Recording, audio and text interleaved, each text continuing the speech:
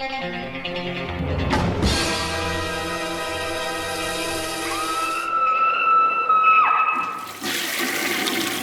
guys, what's up? Week 172 here, and I have 16 movies to cover, so let's hop right into this. The first one I'm going to be covering is from Mondo Macabro, and this is Gemini. And I've actually covered like 10 or 11 of this guy's other films. Shin'ya, Tsukamoto, he's done a bunch of stuff. Recently, Arrow actually put out this deluxe set, like Solid Metal Nightmares. His most famous movie, I would say, is Tetsuo, but he also did Haruka the Goblin and a bunch of other great movies. He's actually a really interesting director that I only had kind of basically, taken a glimpse at, and with that set, I kind of explored more of his films, and with doing 91, I got to watch Haruka the Goblin, so I was like, man, this guy is really great. And just interesting director. So Gemini, I was really happy to see that Mondo Macabro was putting this one out. This one is in 1999. It's in the timeline of when the films were from this set, so it's kind of a shame it didn't make the set, but I'm glad that Mondo Macabro released it. First and foremost, this is a great looking movie. They did a really good job remastering this one, because a lot of this is set design and lighting and stuff like that, and production design. It's really kind of, I think, peak in that. This movie takes place in 1910, and it follows a surgeon who's kind of a higher up, from a big family, a rich family, and he does all the stuff for medical stuff, and there was a war, so there's this complicated kind of history and everything like that. And he still lives with his parents. It's kind of like a different kind of society back then. He still lives with his parents, who are from money. So, and he starts to date this girl who apparently has amnesia, and there was a fire and she lost everything and she doesn't remember anything. So he starts dating her because he wanted to take care of her as a doctor. They met through that. And his parents are a little iffy about her because they don't know where she came from, what kind of, where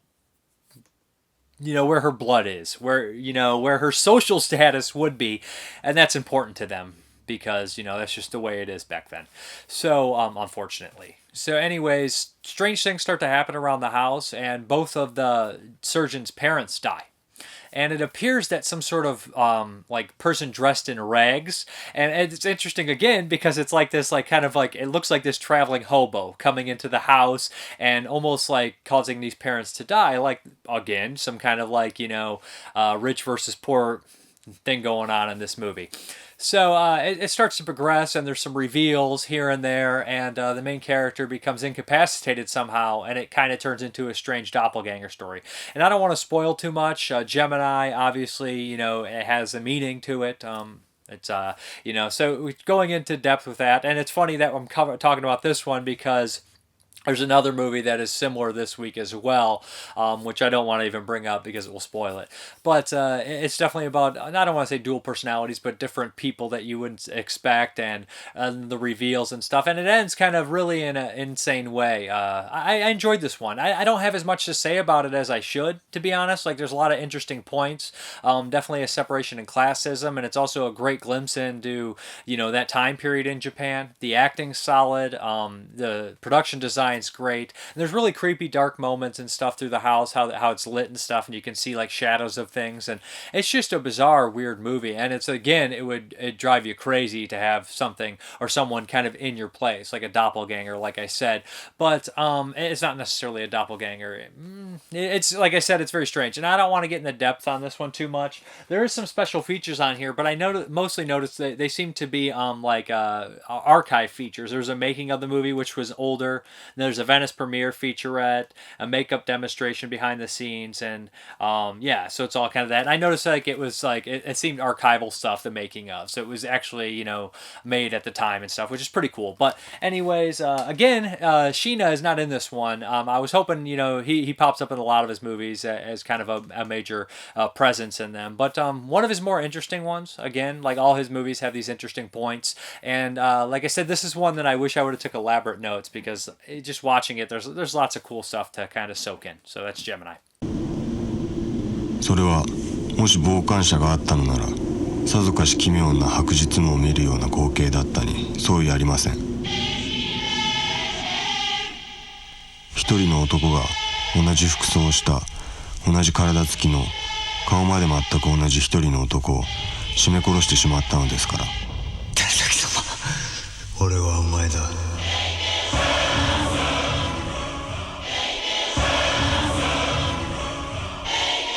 昨日までは兄の妻であり、今や私の妻である女。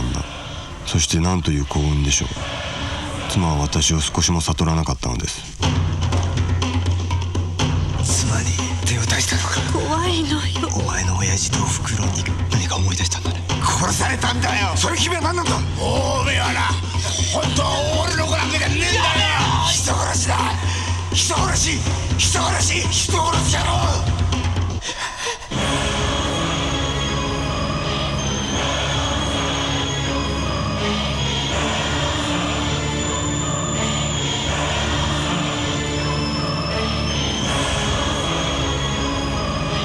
今始まるきらびやかなる悪夢の宴。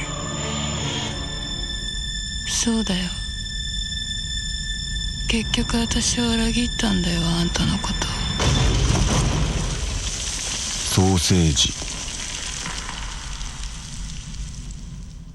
Okay, the next one is from Severn Films, and this is Lucio Fulci's Demonia. Originally released from Shriek Show in the States here on DVD. I had bought it, and I never watched it. I know it's bad. Fulci's one of my all-time favorite directors, but there's like a handful, like 3 or 4 of his ones that a lot of people had watched that I own that I never watched. So when Severn was going to release Demonia, I was excited to check it out on Blu-ray because I knew I was going to watch it, at this point at least. So this is strange. This is 1990. This is kind of when Fulci's kind of, winding down a bit, I would say. He died in 96. This is one of his last films. I think there's only 2 more after this, Voices from Beyond and Door in the Silence, if I'm not mistaken. Enigma was a couple years before. So, yeah. So anyways, this is one of Fulci's last films, and this one's pretty solid. It has a lot of the Fulciisms that we all kind of grown to love from kind of a crucifixion, or not necessarily crucifixion scene, but it's similar, like to the scene in the opening of The Beyond, Ungodly Warlock. Very similar to that. It has, I guess, like this big Catholicism in there, but it's not necessarily, there is like that deal, but it's more the superstition that we love from Fulci, that like the small towns people are scared of it. You'll see that in other stuff. And this movie also reminded me very much of the Nico Makarakis. I believe it's produced, the one with James Earl Jones, Blood something, geez, I can't think what it's called, with the superstition on the island and everything. It's very much like that. So we have some archaeologists that are coming from Canada, one of which is Brett Halsey, who's kind of a Fulci regular in Devil's Honey and Touch of Death, coming down to kind of explore this area and kind of look around. They're actually looking to focus on something that's much older than what Liza gets involved with. She starts to have this focus on these nuns who were kind of murdered by the townspeople years back, and we see that scene. We later find out these nuns are satanic worshippers. We never really find out what they're worshipping, as they point out in the commentary and the special features. But you'll notice that they actually wrote, if you speak Italian or ancient languages, I'm not sure what it is, on the walls, pointed out by the assistant co-writer and assistant production assistant, that they're actually like Lovecraftian writings on the tomb walls. But so yeah, like I was getting at, this is like Fulci's greatest hits to a lesser extent. It's not as good as his greatest hits, but there's a lot of those hits in there. Like the cast, we have Al Cliver, Brett Halsey, a couple regulars, and then we have the main girl with the blonde hair. It's just so similar to his other type characters. We have some really cool cinematography as well. Like there's this really cool shot where it's kind of looking at the tomb and everything, the crypt, and then it goes down and it goes into a hole in the ground, and we see all these skeletons underneath. Like it's like a shaft, and you see underneath, and there's all these skeletons in one shot. Really enjoyed that. It's thick with atmosphere. Some would say overexposed. Some would say atmosphere. Some would say a combination of both. So there's that going on. Also has Fulci in a really nice role, bigger than usual. He plays like a detective, which I really like seeing. The only role I think that he did bigger would be Cat in the Brain, which was actually, I think, was it after? So this is actually probably his 4th to last film. So I think Cat in the Brain was the same year. I'm not sure which one was released first. But yeah, so Fulci plays a decent sized role. And of course, you have some decent gore effects. They're not up to snuff with Zombie or the Beyond. We don't have Del Rossi working on there. But we do have some solid, cheaper stuff, which I enjoyed. You see a severed head. You see a guy get his tongue nailed. You see a woman attacked by cats, which has got to be one of the better scenes in the movie. Yes, the cats look very fake, but we have the lovely eye trauma that we've all grown to love from Fulci or Fear.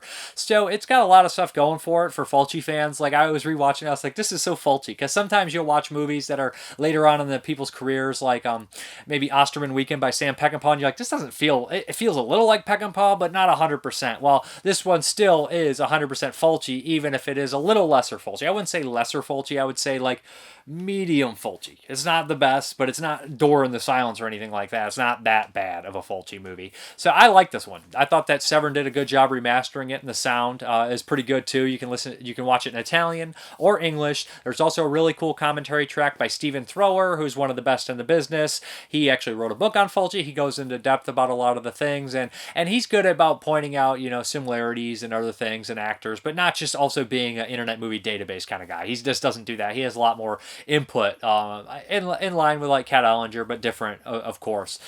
So yeah, he's one of the better commentary guys. There's also like a pretty long 33-minute interview with he was a co-writer and a friend of Fulci's, and I think he was assistant on this one, worked also on Cat in the Brain and stuff like that, and he tells some good story and everything, and he kind of reminisces about Fulci's death and the times with him, and that was nice to hear. Fulci's such a character when people talk about him and everything, like you can almost picture the guy like you know him. So this is a nice release from Severin, and it's a pretty solid Fulci movie. I enjoyed myself. I'm glad I finally got to watch it, especially for the first time in HD.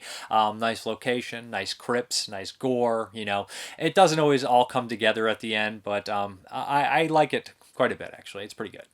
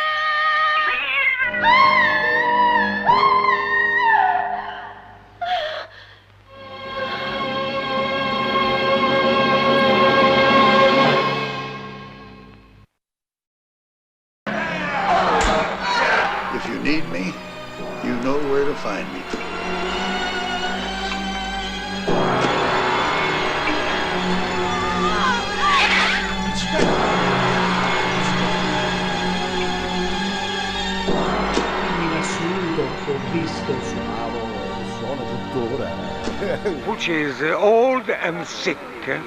Hello, I'm Stephen Thrower, author of Beyond Terror, the films of Lucio Fulci, and I'll be your guide through the catacombs and ruins of Demonia. Okay, this next one here is from MVD, and this is Nathalie, Escape from Hell. And this is by a French director, Alain Payet. I know he's done another Nazi-exploitation movie too, which I have not seen. Is it Hell Train SS or something like that? So, Nathalie, Escape from Hell. Okay, this is a French Nazi-exploitation movie, which is kind of crazy. And, you might put it in line with something like, a lot of people would be like, well, this is like an Italian Nazi-exploitation movie, like those tons and tons of movies that they made. No, it's not quite up to snuff with the Italian Nazi-exploitation movies. First and foremost, when that time in the 70s and 80s, Italian movies were, I know a lot of people think they're poorly dubbed, but I think they're excellently dubbed. The way their system was and stuff, which you get a nice little look at in Berberian Sound Studio, although, it's a movie, but still, the way their system was, I really enjoyed what turned out. It was elaborate, they did a good job, and the French dubbing in English is atrocious, and it was hard to take the movie seriously, to be honest. I think I've taken movies that are dubbed in English from Japan more seriously. Like the Godzilla 1985 was I didn't laugh at the dubbing in that movie. I watched it and I was like, yeah, I'm fine with it. There's nothing to it, But the dubbing in this is so ridiculous that I was like, are you kidding me? The plot's also complete nonsense. We have, of course, the Nazis are pieces of shit like they always are, and it's World War II, and they're, attacking a village, and they get, they're going through a village, they get ambushed by some, I don't remember what, they're Eastern European kind of freedom fighters or something like that, trying to fight the Nazis. And they kill a general, and there's this female doctor who drives through the town and helps everybody when she can, and she ends up trying to save the general because it's her, her oath as a doctor, and she helps this other Nazi out when he's hurt. Anyways, she ends up getting captured and sent to this camp, this prison camp or somewhat, but you find out later that she's actually like a double agent, and she's finding information out for the resistance, and anyways, she's in there, and that one Nazi soldier she helped is with her, but there's also this kind of Ilsa, like, Save-A-Lot Ilsa named Helga in there, who runs all the, the prostitution kind of deals for all the Nazi men, so they can, screw the women and everything, and she has her eye on our main character, Nathalie. Does not like her, but we have the Nazi officer she saved that kind of sticking up for her. So we have this turmoil. It's actually played by Jack Taylor, who's in a bunch of these kind of exploitation movies. So essentially what we have here is your run-of-the-mill, high sleaze, high, kind of torture, although I don't remember any real special effects. And I'll mention this, when you have a good movie like The Dirty Dozen or The Quatermass Part 2, this is weird, 2 movies to bring up, but those are the ones that came to mind. And people get shot, and there's no, squibs or anything like that. I don't care, because it's so good. But this, they also shoot it a little differently, where it doesn't hyper-focus for like 30... Sometimes they do, okay? I can't even lie like that. But it's a little less annoying than this movie, because this is a war film that has 1 million people get shot, and it's in the probably late 70s, early 80s. I'll double check when this one was made. It's got to be that time cycle, late 70s, when all these were made. 1978, that's when all those Nazi exploitation movies were made. So anyways, people get shot all over the place, and they're just like, ah, and they just fall down. But it is the most overacted movie ever. And the dubbing, like I said, it's the dubbing makes it so bad that people are like, ah. This movie is hilarious on accident. So I'm going to be honest, it's a pretty bad movie. The plot's ridiculous. We have all these like twists and turns and stuff and sexual torture. So I'm not going to lie, I was never bored throughout. I laughed when I shouldn't have been laughing at the ridiculous scenes. The torture and the sleaze can't be really taken seriously. I mean, sleaze, is sleaze ever taken seriously a lot of times? Sometimes I think it's like a self thing where something's sleazy, you're kind of like, you know what you're getting into. But at the same time, like anything horrific in the movie is definitely canceled out by the poor dubbing and ridiculous plot and the horrible special effects. So you're just kind of like, yeah, I'm just in this ride to kind of have a few chuckles. It ends kind of tragically, but all the tragedy becomes comedy in this kind of movie. So there you go. It looks pretty good. I didn't know what to expect on the quality of this movie because it's not really, a super popular movie or anything, but they remastered it fairly well. There is subtitles. There's no special features, but if you're into Nazi exploitation movies and you're like, I wonder how the French do it, the French usually make pretty good movies, and leave it to the Italians and the Americans for the exploitation. But then again, I say that, and the movie like Brigade of Death, which is a French kind of exploitation movie, is absolutely excellent. So maybe it was a 70s deal or something. I've not seen this director's other films. I feel like he's more of a erotica director, so that could also play a part. There's plenty of erotica in the movie. So yeah, this is Nathalie Escape from Hell. Not to be confused with the other 80s or 70s, exploitation movie Escape from Hell from Italy. So women in prison movies, more like it. Exists some resistance on the part of the civilian population, but they'll be hunted down, even if it means starting a reign of terror.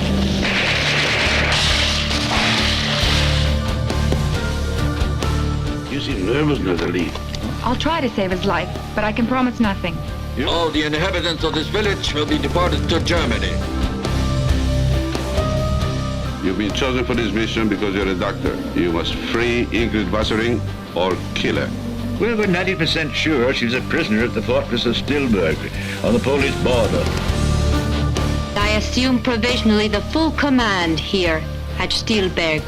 In case no one taught you discipline, I'll teach it to you.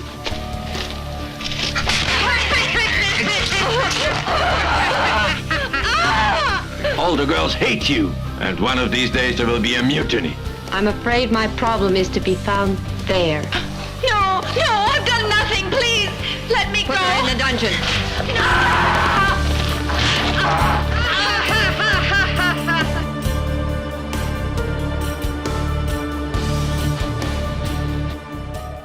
Okay, you know what a great way to follow up Nathalie Escape from Hell is?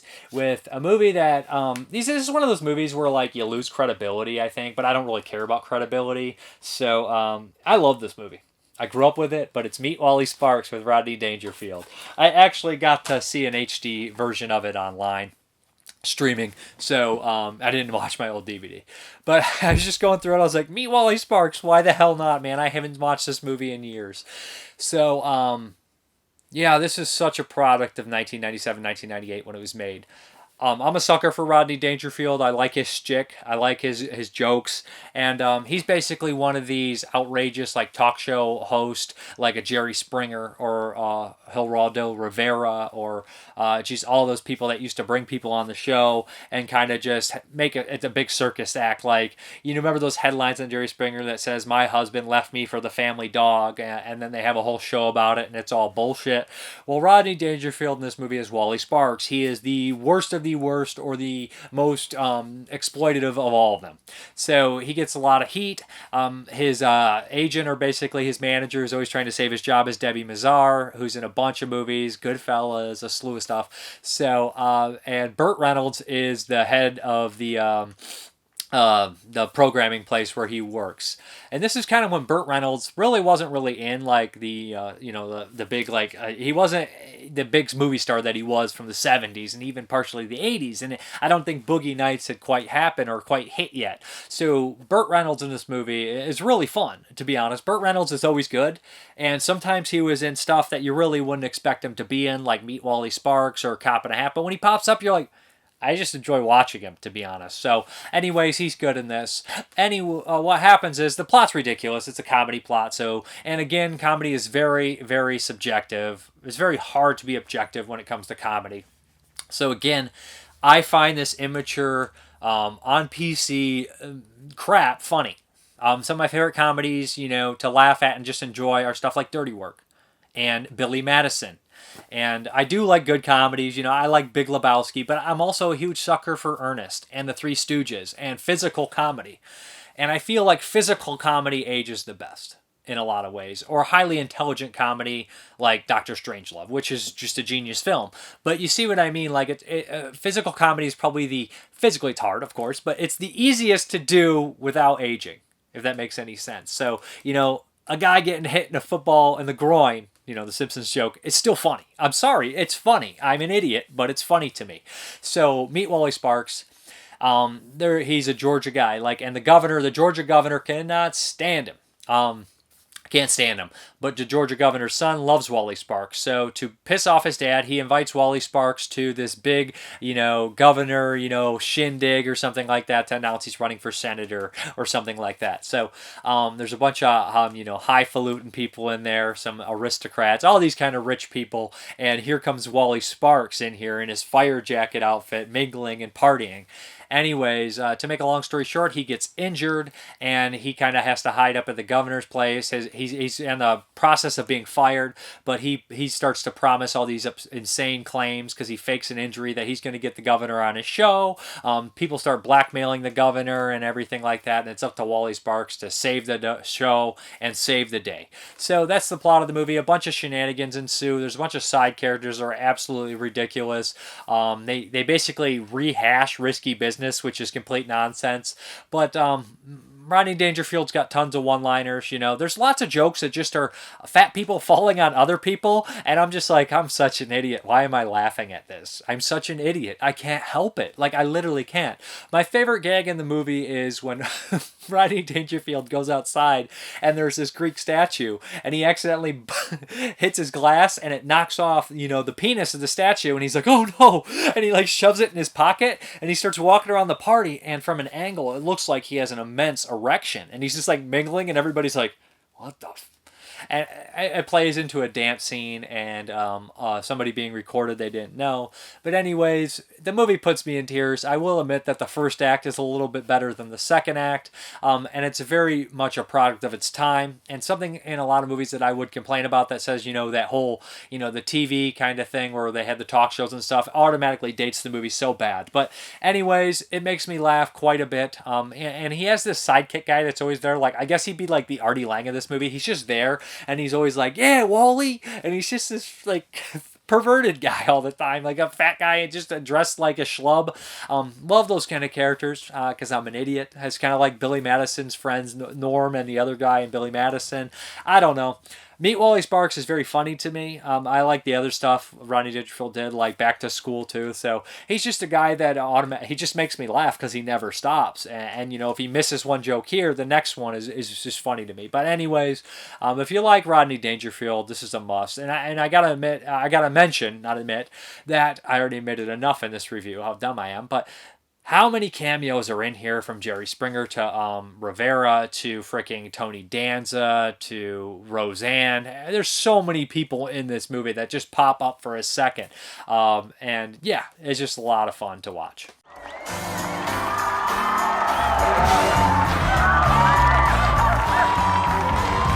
Folks, lately, we're getting a lot of flack from some of our conservative affiliates down south, especially in Atlanta. In fact, Governor Floyd Preston of Georgia recently sent me a letter telling me what he thinks of the show. Here's the letter.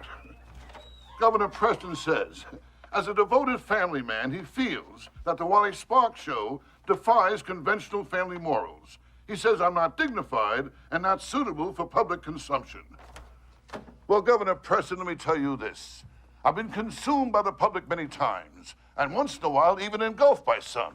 And you talk about family dignity. Well, Governor, I looked up your family tree, and 2 dogs were using it. I'll tell you, Governor Preston's family's always been mixed up. Why, in the Civil War, his great-grandfather, he fought for the West. I hate that man. Now, Governor, don't you worry. I seriously doubt if any of your supporters watch that trash. And I'm quite sure it will not affect the vote. Damn, Harvey, I didn't write that letter to get votes. I wrote it because as a concerned father and husband, I do not want my family or my state or my country affected by that media hog Wally Sparks. I understand that, sir. I'm simply saying that... Hell, if I had my way, the men would be banned from the Western Hemisphere altogether. This, Governor. Baby doll. Daddy, I just wanted to let you know that even though some of these demented lower-classmen think that this Wally Sparks is funny, I find the man a complete and total abomination. Says Sparks an abomination. And I'm proud that you sent that letter to that dreadful man. If he can even read. Honey, I hope you know how disappointed we all are that you can't make it down here for the big bash. Well, if I'm ever going to fill that governor's chair when you become senator, I better finish my thesis. God, darling, you're starting to sound like a politician already. I love you, Daddy. You too, baby doll. You come home as soon as you can now, you hear? Bye-bye. Okay, we have a Patreon pick here from Jonathan Wilhelm, and he picked Deathwatch, Deliver Us from Evil. When was this one made? 2003. So this is one I missed. Again, it was in my haterade phase. I think I was 16 years old, and I was like, it's not from the 70s or 80s. It's gotta be bad. So I didn't watch Deathwatch. This is a rare World War I movie, but it's also a rare horror war movie. So it's got to be one of the only World War I horror movies. So anyways, this follows a group of soldiers who kind of get separated during a big battle. And right away I was like, are these guys in purgatory? Are they in purgatory? And it's kind of really weird what the hell happens in this movie. And you kind of expect that. The main character is Shakespeare, played by Jamie Bell. And I don't hate him. I don't hate Jamie Bell. And I know that this is one of his first roles. He's very young. I just never got the appeal. He's not an actor that does anything for me. You know what I mean? The actor who probably shines the most in this is Andy Serkis. He plays a crazy, violent soldier. And with his weird, buggy eyes, he's very good at that. So we have like 9 soldiers that end up taking over this German trench. They kill a couple of the soldiers because some of them are crazy. The guys, I mean the British soldiers, some of them are nuts. They kill them. And they take one hostage, and he's trying to warn them, but nobody understands German. And come to find out, there is something deeply wrong with this trench. There possibly is some sort of evil within it, and they kind of maybe suggesting that the evil is created by the war itself, the hate, the blood, the evil, all that kind of stuff in here. There is some dated CGI, but the idea is very cool that the barbed wire from the area comes to life and sort of tangles people up, very Hellraiser-like. I kind of like that idea. Again, CGI dated. And there's also some other crazy things going on too. The music in the movie literally felt very strange, almost like a Lifetime movie at first, until I was like, okay, now I'm kind of used to it and I don't hate it. But there's a lot of characters, and by the end of it, you do kind of register who they all are, which is kind of successful. Don't care for many of them though. I don't have many feelings about any of the characters in the movie. Maybe I kind of like a couple here and there, but there's just not that much stakes for me because I don't care that much about the characters. But a lot of the stuff is well done. The war scenes is pretty intense in the very beginning. And, it has a good idea and good concept, but I feel like it kind of went where I expected it to go. There is a giant pile of bodies that is pretty cool. That's pretty unique. But it's a nice little kind of horror, war is horror and actually a horror movie at the same time movie. I think it's worth checking out. I don't absolutely love it. I think that maybe a nice Blu-ray of this one would do it some justice because the DVD doesn't. I mean, it's kind of a crummy looking DVD, darker, not crummy, but not great. I think a Blu-ray would kind of do this one because some justice because it's kind of a bigger movie on a budget, and I'd like to see the kind of scope that they actually did do on it. So Deathwatch, interesting movie. Not my favorite, but pretty good. Right, gentlemen, advance! In the valley Come on! Come on! of the shadow of death, I will fear no evil.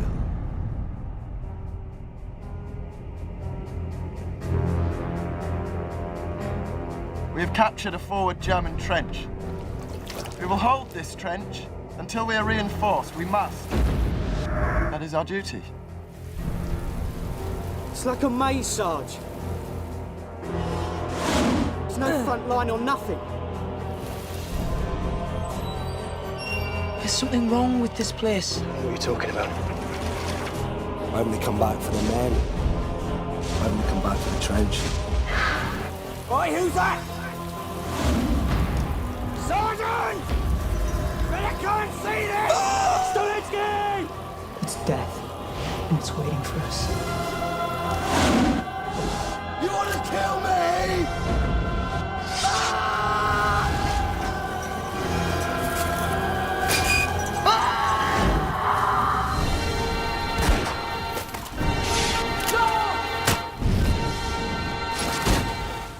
Deliver them from evil. Welcome to Hell Pro, Shakespeare. Deathwatch.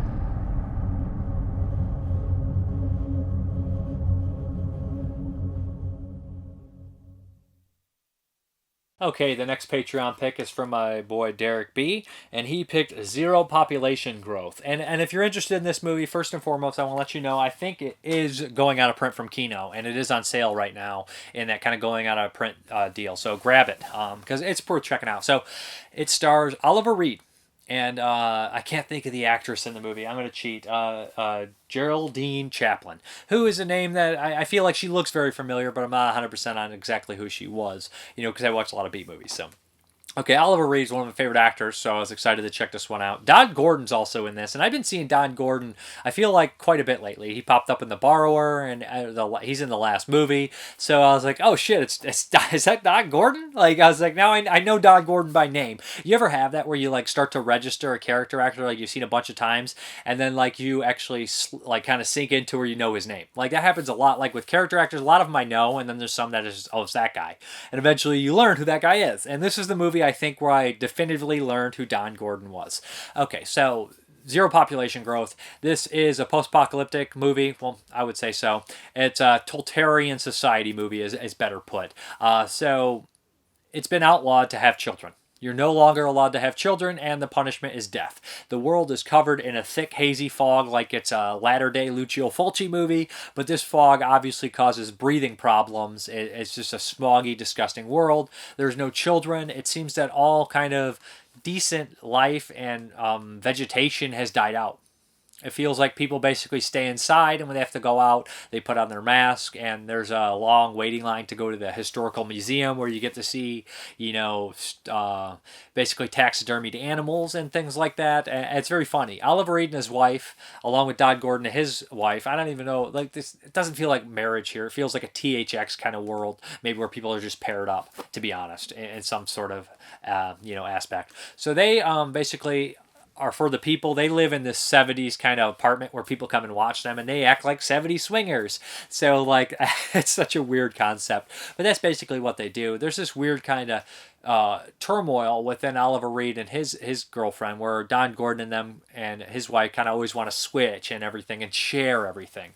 So, there's also this weird kind of concept where they go to this like doll factory or doll area, and they give them toddlers or babies to take care of to kind of feel human or kind of complete that empty void which is in them. Oliver Reed and his wife don't want to do that. They feel obviously kind of strange about it. She decides to get pregnant. They hide out and have a kid, even though they know it's punishable by death. We've actually seen it happen before, and your reward is extra credits. It kind of reminds me of the Running Man book, if anybody's read that by Richard Matheson, aka Stephen King. How you get extra credits for telling everybody where the Running Man is, you get prizes, but even though you know they're going to kill him. So what happens is Don Gordon and his wife figure it out. And soon enough, they are blackmailing them, and there's this fight over the baby. I wanted to kill Don Gordon and his wife so bad. So bad. They're such idiots, such trashy people. And like this whole movie, you're waiting for Oliver Reed to snap because, it's Oliver Reed and he's always intense and angry and you just think he's going to kill everyone. But this is a very reserved performance for Oliver Reed, to be honest. I really liked him in the movie. There's this point where he's talking to his wife's like, do you want to, he's like, let's get a Christmas tree. And the Christmas tree salesman, it's on the television. You can actually directly talk to them. Kind of like Skype now. He's like, what kind of tree do you want? I can come deliver it myself. And he turns the TV off because he's mad about her. He's very, possessive of her, and it kind of shows that they'd be possessive of their child at the same time, and that's obviously going to be some problems. But anyways, I don't want to spoil too much. I already kind of broke down the plot.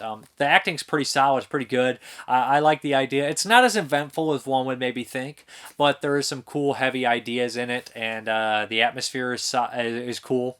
So, and it's early too. It's kind of early in these movies. I know we had stuff like Planet of the Apes and kind of crazy sci-fi movies like 2001, but when you think these kind of end-of-the-world societies like this, it's early on, and it's not one of these action movies like Mad Max or anything like that. It's a little bit different, but it's an interesting movie. I did enjoy it, and like I said, Oliver Reed's really good in it, and I want to point this out. I remember somebody who I like said that Oliver Reed was the most overrated actor, one of the most overrated actors ever, and that person knows nothing of acting, if you ask me. So, yeah, Oliver Reed, one of the best, I think, and it's just absurd to say that to me. I don't get it. But anyways, good movie. Because it has been agreed by the nations of the world that the Earth can no longer sustain a continuously increasing population, as of today, the 1st of January, we join with all other nations of the world in the following edict. Childbearing is herewith forbidden. The conception of a child shall be the gravest of crimes, punishable by death. Almost all of the species have been extinct since the end of the 20th century. Many of the fascinating replicas of marine and animal life may appear frightening to children, but we assure each parent there is no cause for alarm. In fact, many of these animals, although totally unproductive, were kept as domestic pets and bought as playmates for 20th century children. These animals contributed nothing, were not a source of food. Our museum houses the largest collection of flowers on this continent. These aesthetic objects have been hydroponically cultivated, and hence it has been impossible to recreate their former aromatic properties. These flowers pump and pour gasoline into this car, which is also from the 1970s. And that's all there was to it. Principal source of health hazards. Sweet substances caused grave disorders of the teeth, and remedial surgery had to be conducted with primitive instruments. These surgeons were called dentists. However, the true cause of our present atmospheric condition was the unrealistic and inept policies of the leaders of industry. The crimes committed by them were further perpetrated by the political and religious leaders, who irresponsibly allowed the equally devastating crime of overpopulation. During the last Time. The time is 13:55. Will all museum officials report to their designated posts? nothing was done, and humanity suffered the great famine and the small blanket. Okay, the next Patreon pick is from Jason Willard, and he picked Bokya, Undisputed 4. That's right, a Scott Adkins movie. Keep hitting this damn shelf back here. So, yeah, this is the fourth Undisputed movie. This is the third with Scott Adkins. I've watched a bunch of Scott Adkins movies thanks to Jason Willard. Avengement, what is that one? Accident Man, the 3 Undisputed movies now, 2, 3, 4. So, I'm going to be honest, I really like this guy. He is freaking awesome. He's very versatile, and I've grown to love the character of Bokya. And that's probably what a lot of other people around the world have too. I imagine he's popular in Russia. I think he actually is. I think people in Russia think Scott Adkins is actually Russian. So they keep making these movies focused on Bokya, which I like. The first one obviously doesn't have Bokya in it, but okay, so after the events of the third movie, Bokya was a free man. He went to the Ukraine, and he's been fighting in these kind of crummy circuits, and he has this big break where he can make it to the major leagues. And so he kind of is fighting for this, and one day he has this fight against a young up-and-comer. This guy is very motivated. He will not stay down, and Bokya kills him on accident. Bokya, being the good Christian that he is, feels awful. And he has a new goal in his life, you know. He must overcome a lot of things. All these movies, his Bokya does something, and he must, like 3 and 4, he must overcome it. And his dedication is unmatched. So basically, he goes back to Russia, where he is a criminal, and a wanted criminal at that. And he is going to try to make it right to this man's wife. I thought he had kids, but not really. She takes care of some kids, but I don't think they're hers. So go back and make it right for his wife and apologize and get, you know, what's the word I'm looking for? Redemption is the word. So he wants redemption. He goes back, and this poor guy's wife is being owned by this big kind of Russian mobster. And these movies are big on Russian corruption. Like in these countries, there's always corrupted police officers and gangsters that are just running everything. So he goes back, and this guy is a piece of shit. He cannot get her free. She has to work for him. He's always putting advances on her sexually. And Bokya obviously doesn't like that. Bokya tells her who he is, and she doesn't like him. Eventually, she's going to come around. Bokya agrees to fight for this guy, and he has to win 3 fights and beat the champion, and she can go free. So he decides to do that, and of course there's going to be some twists and turns and deception, but will Bokya overcome everything like he always does? The fights are good. They got some pretty brutal stuff going on. There's this character, what is his name? Something like, he's this big freak from prison, like a muscle freak. He's a monster, and he pretty much kills everyone he fights. But that's pretty cool because you've seen Bokya fight some strong guys like Michael Jai White in Undisputed 2, but he basically gets to fight a Hulk in this movie. So anyways, like this movie quite a bit. Reminded me a lot of, you know, like the stuff like Best of the Best 2 or the 90s martial arts movies that I grew up with. I'm a huge fan of Best of the Best 2, if you guys don't know. I really should cover that one of these times. I absolutely love that movie. But yeah, it reminds me of that with the fighting tournaments and everything. I'm a sucker for those tournament fighting movies. I watched those so many times growing up. But yeah, anyways, this one is really good, and I just love Bokya at this point. I always root for him, and yeah, I do think that there's a possibility they could have ended this series pretty well, but I'm sure they're going to continue it, and I'm going to keep watching them if they do.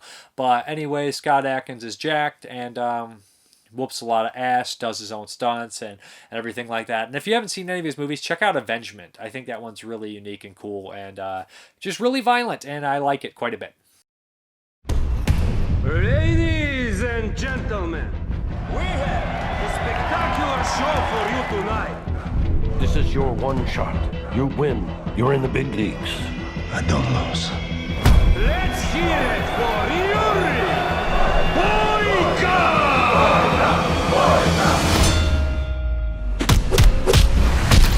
The man that I fought last night, they took him to the hospital.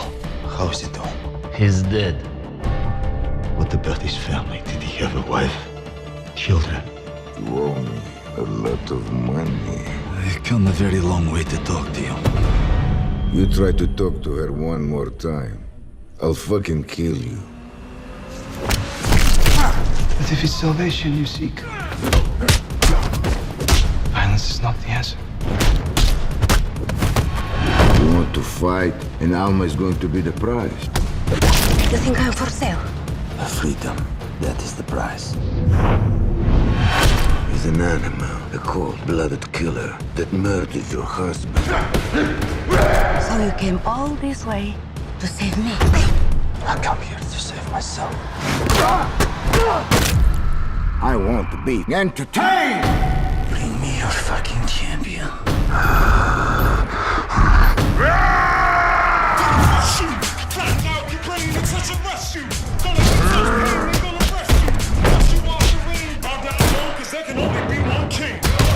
God has given me this gift, and I will not waste it.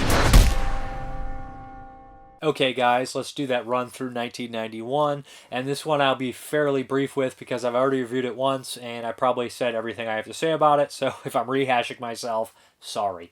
But this is Popcorn. Who directed this one? This is a Mark Harrier, but it's also got a weird kind of direction history where Bob Clark produced it, and Alan Ormsby was going to direct it, and he directed part of it, but he got fired, and he came in and finished it, so the movie's a little messy in that aspect. But rewatching this one, I gotta say, I enjoyed it a little bit more than I did the first time. Well, I watched it years back when I had a DVD or VHS of it, and then I rewatched it when the Synapse Blu-ray came out and enjoyed it. This time, I enjoyed it a little bit more. So, okay, what we have here is a group of college kids or film nerds, and they're gonna put on this kind of William Castle style one-night extravaganza, playing B-movies and scaring the crowd with, the tactics that he would do, like shock the audience, giant mosquitoes, stenchorama, to kind of earn a bunch of money to save the college or save their film program.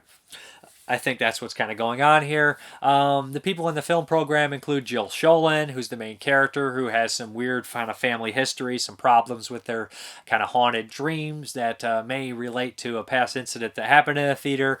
Also included in the theater and the troupe is, what is this guy's name? I always forget his name, but he's in Surf 2 and One Crazy Summer. He's in a bunch of stuff, but he's in there, and Moochie Welch from Christine, and he's also in The Curse is in here in a wheelchair, and he's the guy in a wheelchair and everything like that. So there's a couple familiar faces in the movie. Again, the highlight of the film is the films within the films, and the best one, hands down, is The Electrocuted Man with Bruce Glover. Hilarious, and I love it. Reminds me of the old 50s Universal movies, but also the old Mosquito one too is perfect because it's almost like they just took beat for beat Tarantula. So after rewatching Tarantula and then watching this, I was like, it's the same movie on there. But anyways, what happens is a killer starts to pick the people off in the theater, which is a really cool spot for a murderer. But like I said, it ties into this old movie that played in that theater, and it burned down at one point and people died. There's also a cameo by Ray Walston. Dee Wallace is in it. So yeah, it's kind of really a fun, weird movie. Very zany. The soundtrack is all like calypso stuff because the movie is shot in like Jamaica and they can't hide it, and all the extras are Jamaican and they put them in big masks so you can't tell they're Jamaican because it's supposed to be a Middle America movie. So there's all that going on. So it gives the whole thing a weird flavor. I like Jill Sholin in the movie. I like the movie for the most part. I don't have any complaints. I think it's really effective. I think it's really fun. I think it's really unique and quirky. It's a very quirky movie. The making of on here is also really great. They go into detail about one of the actors who passed away, which is really sad. And like I said, they go into detail a lot about the movie, the production, kind of everything that happened. But yeah, anyways, I really enjoyed this one. I think it's fun. I think it's good and interesting. And if you're interested, again, I reviewed this already before, and I probably went more elaborate into it. But Popcorn, kind of one of the heavy or semi-heavy hitters from '91. Definitely one of the cult ones for sure.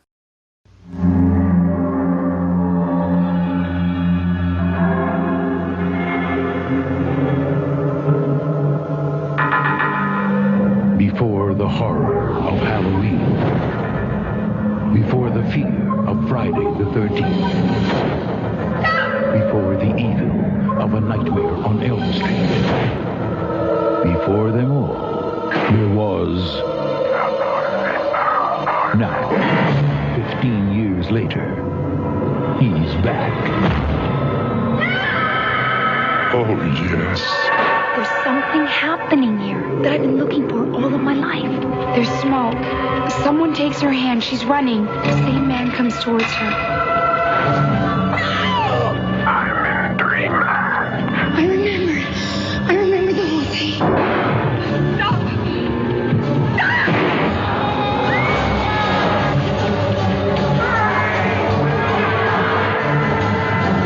Are you ready?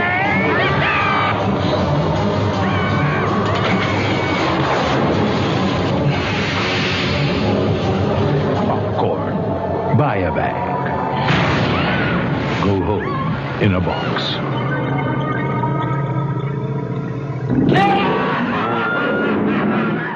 Okay, the next one from 1991 is going to be Delicatessen. And I'll be brief with this one as well because I already covered this one too. But this is, geez, how am I going to forget this director's name? I bet I did the same thing. Okay, filmed by... Geez, what is his name? I'm just going to embarrass myself by saying it. I know it. Geez. Where is it? Filmed by Jean-Pierre Jeunet and Marc Caro. But they did Amelie, or one of them did Amelie, I'm not 100% sure, and City of Los Angeles. So, Delicatessen. This isn't necessarily a horror movie, but it definitely fits into that. Again, a post-apocalyptic movie, a very dark comedy. It's got a lot of familiar faces from, if you've seen Amelie or anything like that, it seems to use a lot of the same actors before. And basically what we have here is we have this kind of isolated apartment. Like I said, it's just kind of a totalitarian, not even totalitarian, just a ravished landscape, a ravaged world, like nuclear war or something happened. So basically we have this apartment where it's ran by the butcher and there's not enough food, so they start to eat people because, you know, they're the only things around because it seems that all the animals are dead and there's not many people, there's not much to eat or anything like that. So every once in a while they'll bring somebody in and off them. This movie is probably one of the best movies ever at setting things up. Everything in this movie is set up. Everything tiny in here is perfectly set up and plays out, and it all pays off so well. Also, the synchronicity in the movie is also perfect. The way they have everything has a rhythm to it, and everybody's in that rhythm. And when that rhythm is thrown off, chaos happens. So that whole thing's going on. There's this kind of great scene where every character in the movie is involved in this kind of musical number that's kind of happening, where like somebody's beating their carpet, somebody's like trying to find a squeak on a bed, somebody is, you know, there's just so much crazy stuff going on, and it all directly goes together, and it's just a perfect scene. Everything in this movie plays out like that. Like at one point, a character is gonna give this guy a bullshit detector, and he's like, I have this, I could give you this bullshit detector, and he's like, what do I want that for? And then like later on, after you completely forgot about the bullshit detector, he says, I'm gonna stop this guy for good, and the bullshit detector goes off and he smashes it. Just stuff like that. It's just kind of a perfect thing. And I have to mention Howard Vernon again, which I probably already mentioned the last time. And he plays this frog man that lives in the basement and lives off the frogs and snails that are in there. There's just so much cool stuff going on, and like I said, there's this couple, this one lady who's always trying to commit suicide, and it always fails miserably for some reason in hilarious ways. It's like the anti-Final Destination, and all this pays off. Like I said, there's this kind of this, you know, I don't want to say it's a new like media basically saying that there's people who live in the sewers, like terrorists and everything like that, but there actually is this whole organization that lives in the sewer. Anyways, this one is just really unique and really cute and intelligent, and it's also a love story and everything like that. Also, Dominique Pinion, I think, is the main star in here. He's also in Amelie and Alien 4. Like I said, this one is definitely one of the better films from '91. It's just, do you consider it a horror film or not? Just intelligent, super well made. Production design is great. Set design is great, especially when the whole damn thing falls to pieces. Lots of funny stuff too, like where they're fighting on the roof and there's an antenna and somebody's like, "What's going on?" And then, so they go up and get involved with it. There's just lots of crazy things going on, and almost like a surreal quality to some of the things that happen, like the room being filled with water. Anyways, just a really good movie, really great movie to be honest. Really great stuff.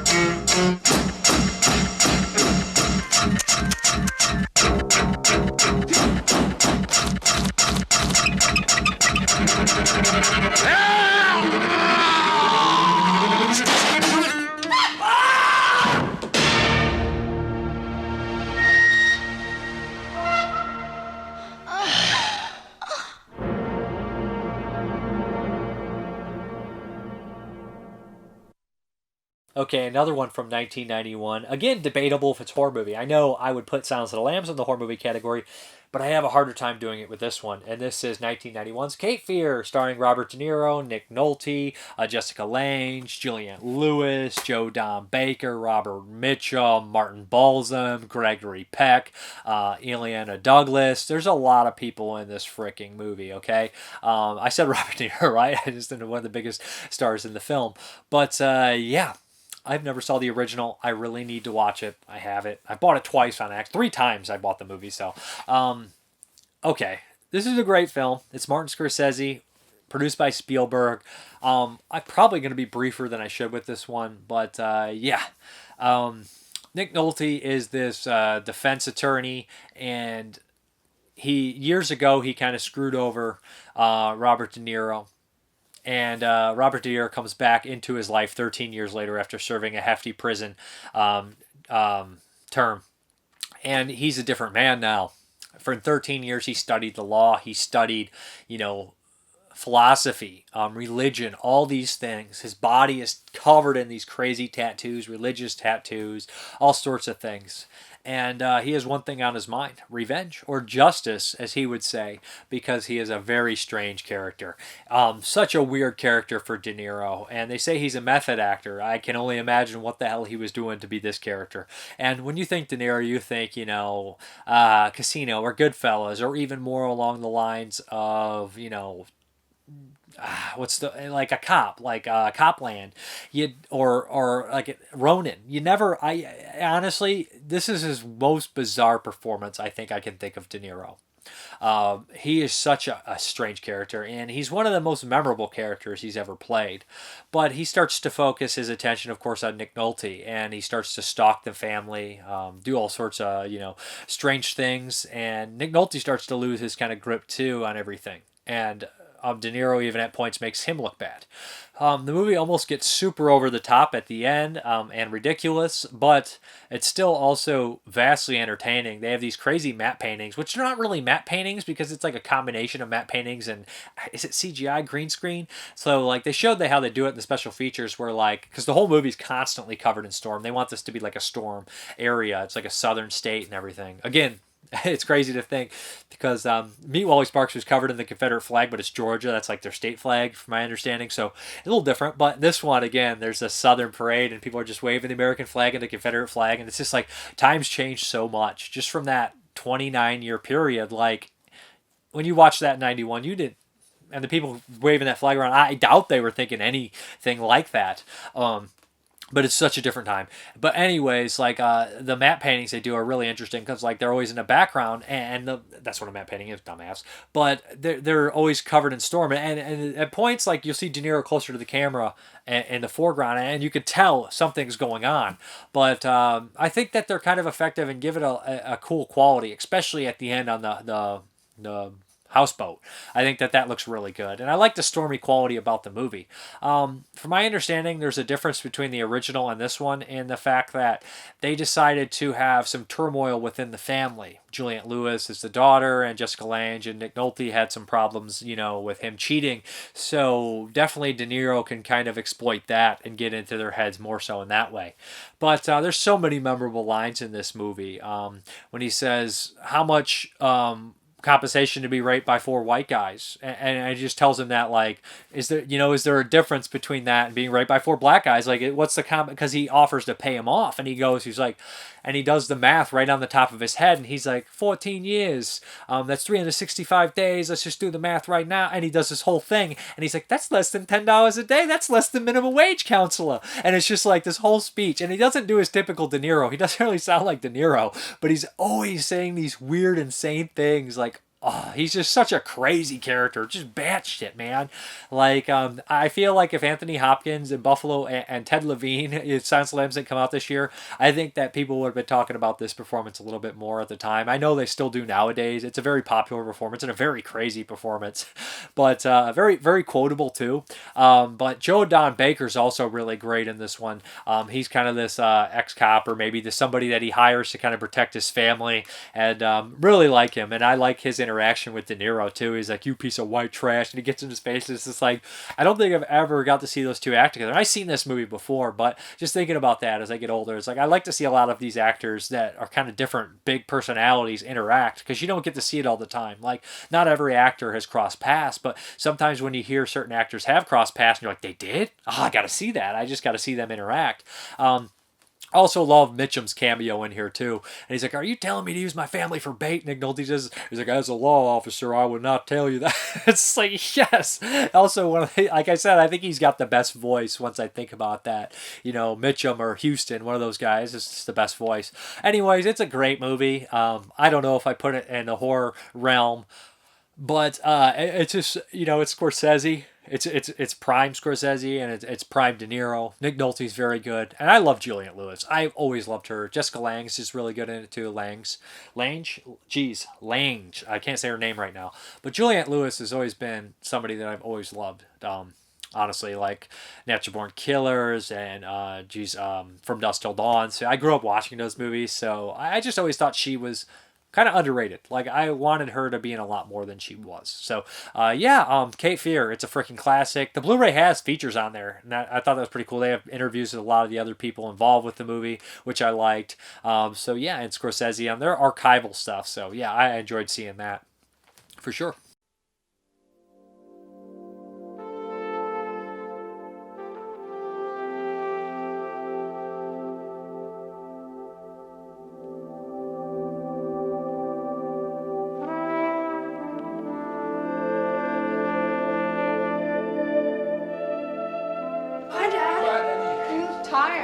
I needed that. Yes. Hola!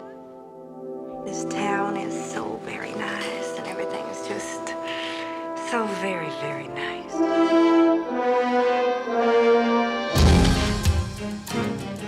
Sam, somebody's out there. What's your connection with this fella? I was his lawyer. But you shafted him somehow, right? What was he in prison for? No, really. What did you do? Have you been following me? Well, it's a small town. Every way you turn, I guess we're gonna run into each other.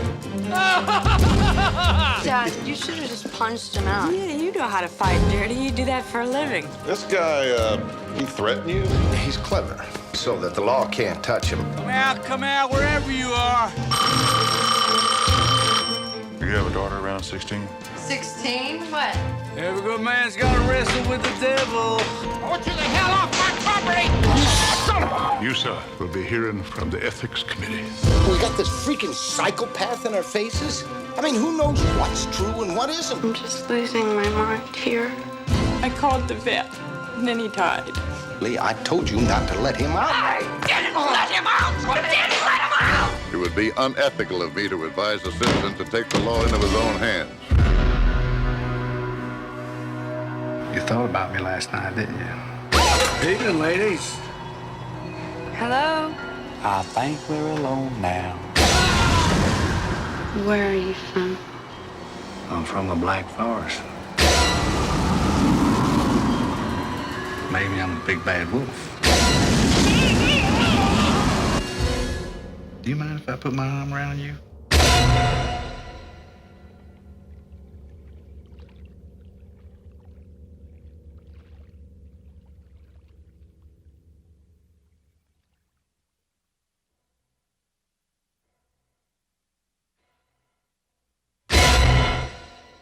Okay, the next from 1991 is, this is kind of a rare set here. It's Alone in the Dark, Afraid of the Dark, Relentless 3 and 4. I'm going to talk about Alone in the Dark from 91. This is a really strange movie. I think it was a co-production between Britain and a European country. Kind of a strange combination for 91. But this is a really weird movie. Structurally, it's really weird.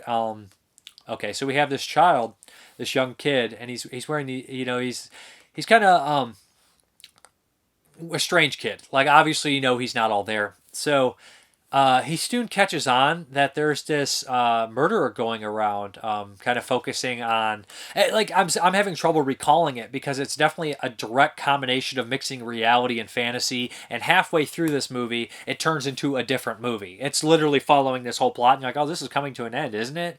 I mean, there's still 45 minutes left, and then boom, no, this is a second movie in here. This is kind of a look at somebody's psychology, and people were putting it in a way that this is kind of the fear of having a brother, a fear of going blind, the fear of growing up, all sorts of these weird irrational fears, kind of put into an irrational movie. So this young kid lives with this blind mom, and his dad is a police officer, and he goes with his mom to like this blind school where they kind of teach people to knit and do other things and activities, like a blind center. And there's this kind of almost like a giallo-like killer stalking and slashing the blind people. He's focusing on them, or they're focusing on them, and they're just cutting their faces and doing awful things to them. And this young child is kind of like the center of this. He's like a voyeur, and he's like watching it and seeing it, and he believes he knows who the killer is, like this pervy photographer. And he starts to like focus and everything like that. But then halfway through the movie, everything changes, and the people who are blind and the people who they were, and like, I want to say this is a spoiler, so I'm sorry, but I can't really talk about this movie if I can only talk about 50% of it. So, spoiler, just don't listen anymore if you don't want to spoil it, because it's kind of a really unique and good movie. So, kind of I'd say probably a hidden gem of 91. And I've seen this one years ago too, and I just didn't recall all this weird, strange stuff. But in the second half of the film, everybody's not who they appear to be, and you learn like his glasses at one point get broken, and when he doesn't have the glasses on, things start to revert back to what they were, and you start to realize that this kid has definitely does not understand reality quite as much. But there's also a really sad scene involving a local animal and all sorts of things like that. But anyways, this is an interesting movie, a strange film. a coming of age movie, but not like any other coming of age movie I've seen. And the first half plays out like a strange kind of Dario Argento giallo. So recommended for sure. I love the look of it in a lot of ways. Like there's a nice shot where like it's going through a graveyard and the small town feel, just unique. I would recommend checking this one out. And it's just like, and also the beginning, like every male is like a pervert towards this girl that he's with, and he's like protective of the girl and everything. But and also like what happens earlier kind of replays later with that pin. The same pin, or like the same like pin that he's hitting his glasses with. There's lots of strange coincidences and mixture of reality and fantasy.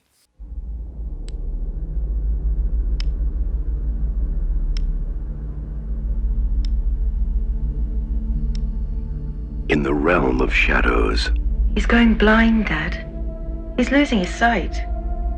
In the dwelling place of dreams. Your mum tells me you're not Spider-Man anymore. What is it, my love? Are you feeling all right? What is real? Is that a knitting needle? It's a telescope. Oh, it's a funny place to carry a telescope. You would hurt yourself with that sharp point. What is imaginary? Spider-Man never wins. The bad man comes back. What is there to fear? For Lucas Burns, the answer lies in his eyes.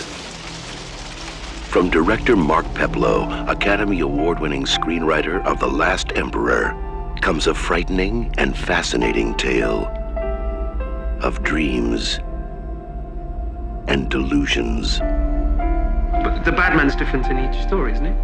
Not really. Just looks different. Afraid of the dark.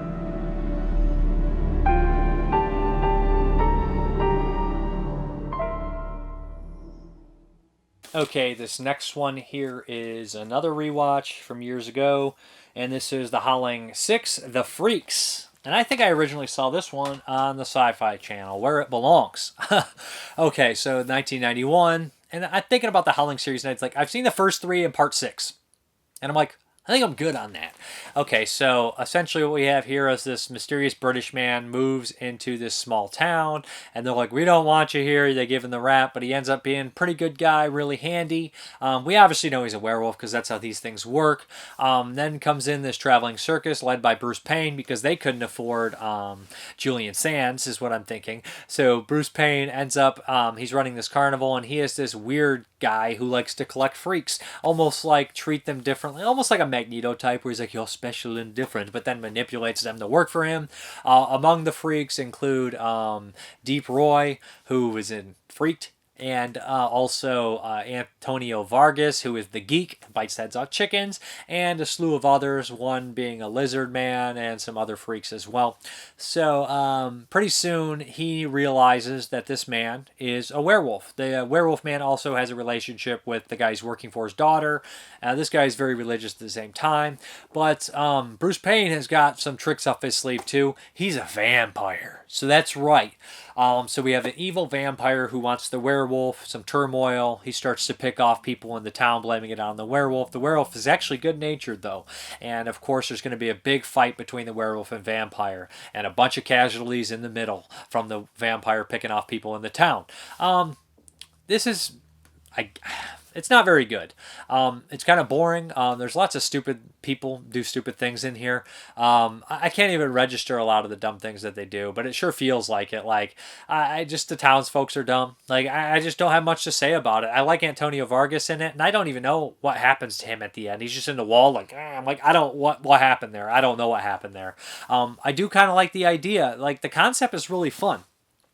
The concept is actually really kind of great because I love circus movies. I love Santo Sangre. I love Vampire Circus. I love the idea of someone collecting a group of people that are different. A group of different, I don't want to call them monsters because they're not in this, but you know, like a Nightbreed group or a Waxwork having like your army with you.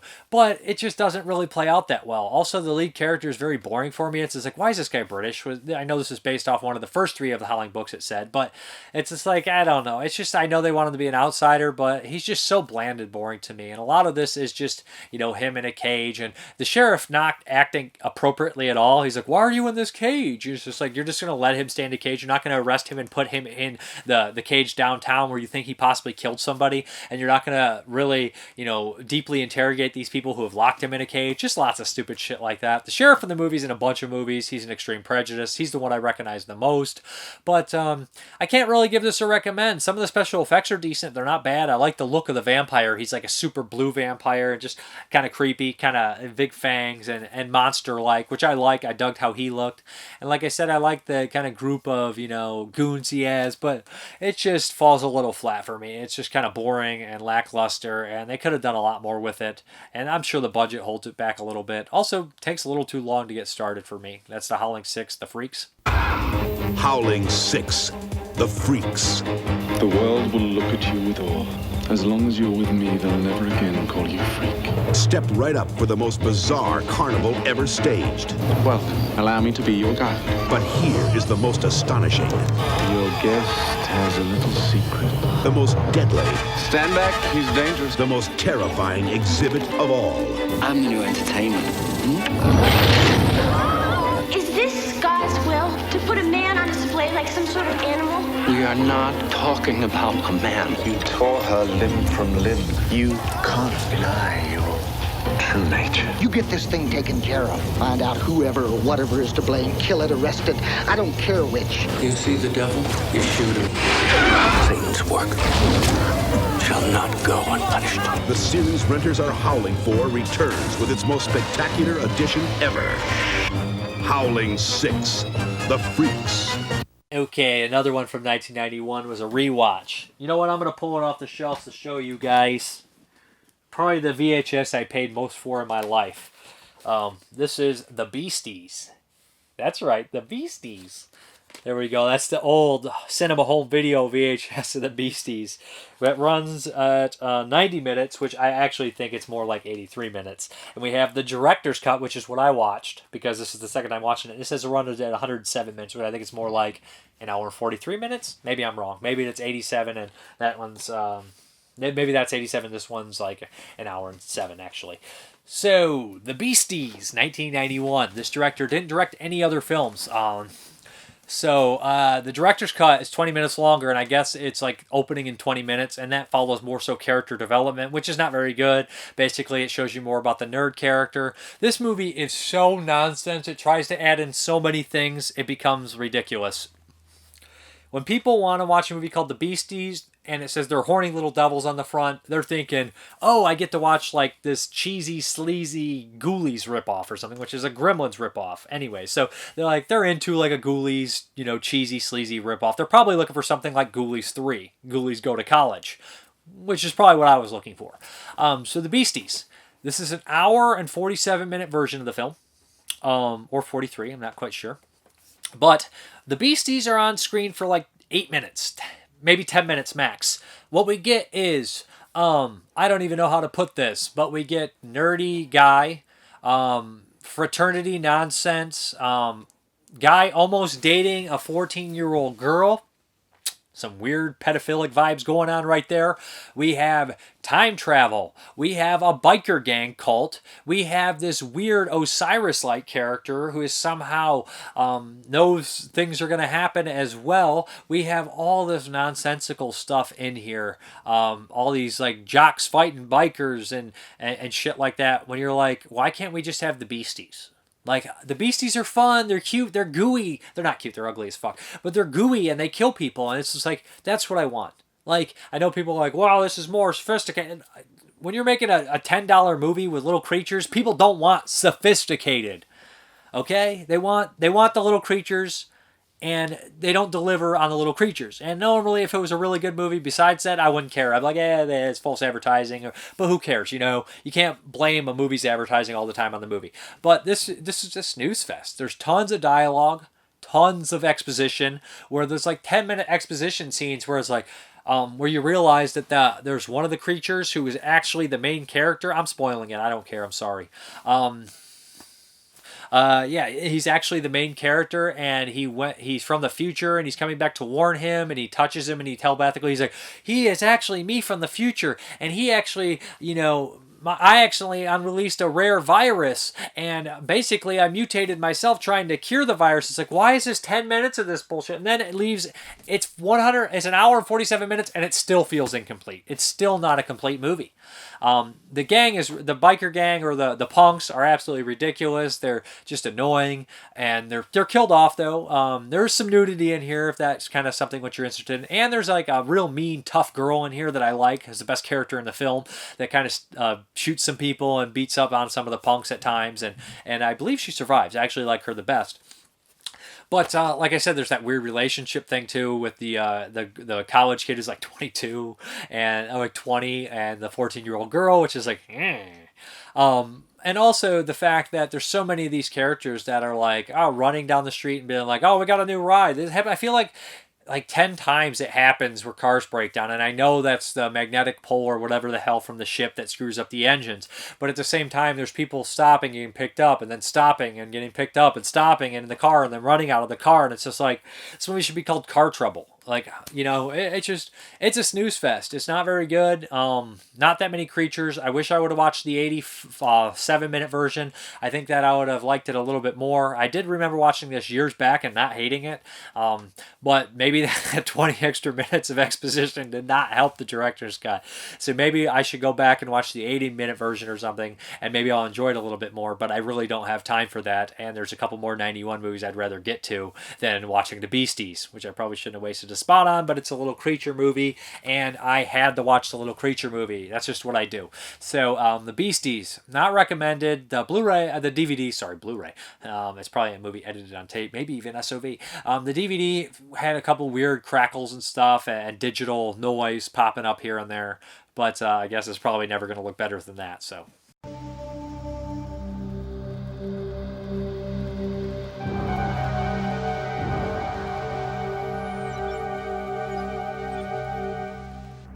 Nelson? This is Laura Spencer. She's a good friend of Stacy's. Hi, it's nice to meet you. Hi. She does seem to be a nice girl. I'm sure she is. Talk to her. I mean, give your hand the night off. And while we're here, I'm going to take care of business.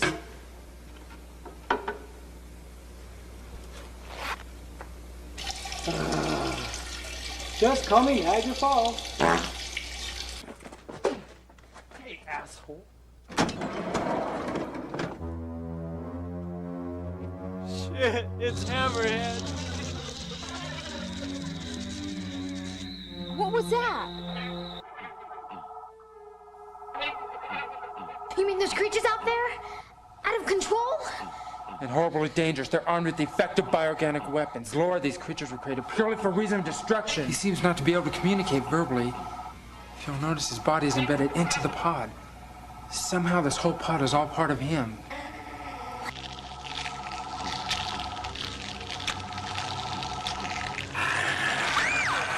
God, Lord, they're hatching. We gotta warn the others. Come on.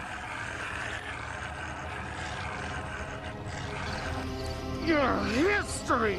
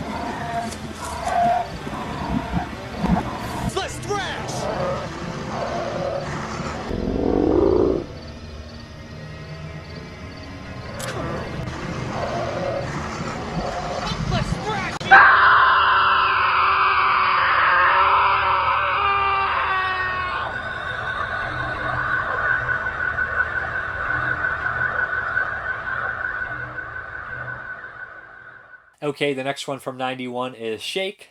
Rattle and Roll Part 3.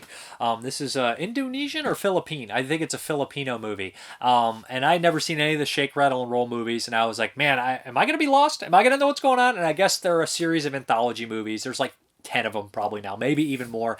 They started getting made in 84, and they've continued ever since. So this was made in 91. This is the third one. This is basically 3 stories.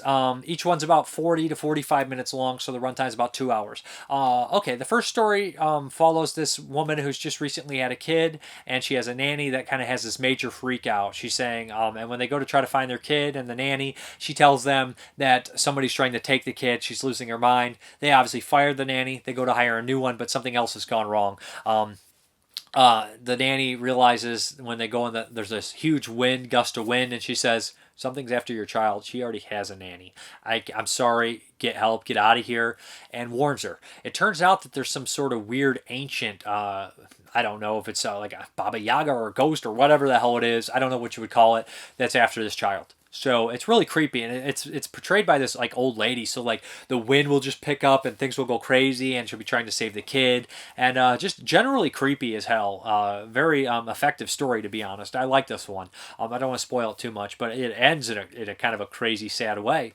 But yeah, I dug this one. And these ones all feel like basically they're hour-and-a-half movies that have the first half an hour cut out and then rush the second half, but somehow they still all play out really well. So yeah, so that was the first one. And then the second story is one where a girl gets a note from her sister that says she is very sick and she should go see her in this area. She goes to show up, and this young kid says, well, your sister's dead. She just died. She goes into the house, sees the coffin, and is really messed up and sad about it. Goes outside and sees her sister still alive, still moving, rolling around in the dirt, kind of out of it, kind of not thinking correctly, and so she doesn't know what's going on. And the 2 people that are taking care of her basically tell her, oh, your sister's very ill, we thought she was gonna die, that's why we have the coffin, please stay with us and eat dinner. And notices the sister's only drinking soup and everything like that, and she starts to ask around and realizes everybody tells her your sister is dead. These 2 have been keeping her alive because they're evil and everything like that. So she tries to basically stop this, and I won't get into it too much, but I thought this one was pretty effective, pretty good. Kind of reminded me of mix a little bit of like maybe Pet Sematary or Death Dream or something along those lines. And I don't want to say that she's murdering anyone, but the idea that somebody's brought back and they really shouldn't be brought back because it's not right. But it also has more of a, I don't want to say like Haitian zombie thing going on, because she's not really effective enough to do work, but you kind of get that impression that maybe they're going for like a white zombie thing, the parents are later on. But yeah, pretty good one too, very well done. That final story here is basically my favorite because I'm crazy, but it's a little creature story. We follow this this girl here. She's like kind of a nerdy scientist girl, and her friends, her peers basically pick on her.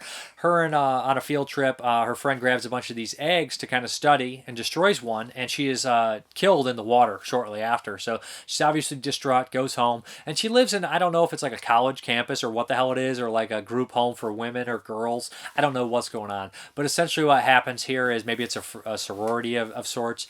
All the people pick on her, don't like her. Her house mother basically tells her the story of the Yuden, that it's this like part cockroach, part frog, part lizard that lives in the water, and it's an evil spirit, and if somebody takes its eggs, it comes back for them and gets revenge. So what happens is, of course, the Union comes back and wants its eggs back, and nobody believes the girl that it's there, and pretty soon the Union, who's this little like frog thing, it's awesome, it's really cute, kind of reminds me of, it's not as cool as Gaki Dama from 85, but it's kind of cool. It's very cheap though, it's got these big eyes, it's like, it's not the most elaborate puppet or anything like that. But there is a scene of it in a toilet with very Ghoulies inspired. So anyways, this Udin starts to kill the people there, and what it does is it throws up on you and it melts your body. So you dissolve in the water, and there's some pretty elaborate effects and some just desserts and everything like that, and this bonding moment. Enjoyed this one, liked it. Kind of cute in some ways, but this one's really cool. Yeah, as a whole, Shake, Rattle, and Roll 3 was actually 3 solid stories. All 3, 2 of them creepy, creepy, one of them kind of just fun. I enjoyed it. I wish these would get all Blu-ray releases because I would watch all of them, at least the first like 5 or 6 that are from up till like recent times. But yeah, Shake, Rattle, and Roll. Interesting one for sure. And give a shout out to Donanelli for suggesting that one for 91 because I asked him what some of his favorites from 91 were, and that was the only one I heard of it, but was the only one that was on my wasn't on my short list to check out. Okay, the last of the 91 that I'm going to cover is World Apartment Horror, and this one is, what is this? A Japanese one, I think it is. So yeah, it's called World Apartment Horror because it somehow manages to put like every Asian kind of ethnicity under one roof. It stars Sabu from Ichi the Killer, of course. He is the disgraced cop. This is a crazy movie too. The first half an hour or 45 minutes is somewhat uneventful. It's more of a comedy movie. So Sabu is hired basically by his, or is told by his, Yakuza to get all these people out of this apartment complex because they want to tear it down and build something else. So he goes there and he learns that there was something in the basement. The guy who was sent there before kind of screwed up and kind of went crazy, disappeared. And yeah, so there's a bunch of people on the second floor he still has to get rid of. They're all from different countries. They all have different kind of personalities. And he starts to interact with them a little bit, trying to do rude things to get rid of them, screwing his girlfriend with the door open, which leads to a very funny line where they're watching and he says, I'll screw you next. And they're like, but yeah, it's just like funny moments where he has to interact with, and he's obviously hates the immigrants and they won't leave. So him and his like Yakuza idiots start to try to get rid of them. But he starts to uncover more. Like there's this mural on the wall of this big face kind of thing. And it actually is an ancient demon, if I'm not mistaken. So what happens is, of course, he realizes this place is haunted. He becomes possessed, and he starts to kind of look for like a shaman to help him out. And this guy comes in to kind of exorcise the place, and the actual people of the apartment have to save him. But then at the very end, it turns into this big kind of crazy moment, and becomes it's really cool. Has a really big ending that I really liked. Be kind of brief with that one, but yeah, it has some quirky, funny moments, but it does take a little long to get started. A lot of people be like, "Where's the horror? Where's the horror?" But it does come eventually, and I think it's worth the time. And I think it's a little quirky, unique movie from 91 that I hadn't heard many people talk about. So yeah, that is World Apartment Horror. Good stuff.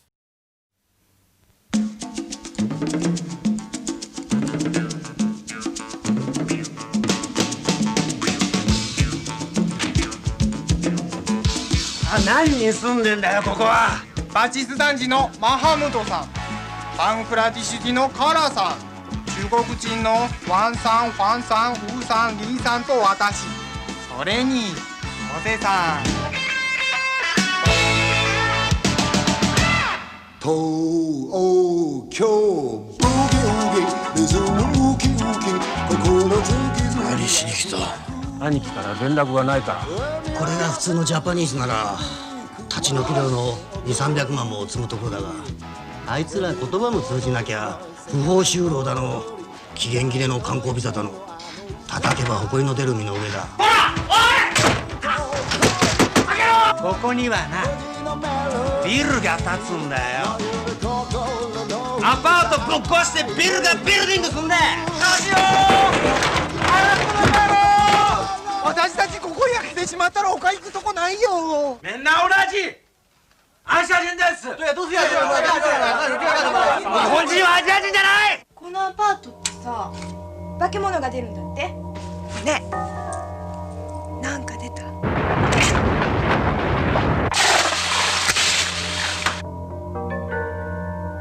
いっちゃん？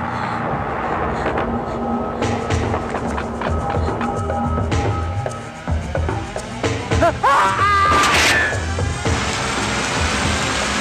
くまで国籍はない。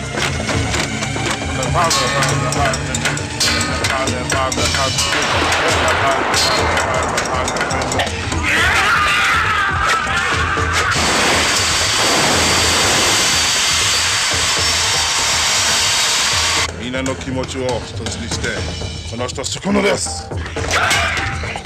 日本の一大事がわからんのか。やかのですわよ。教えてやら。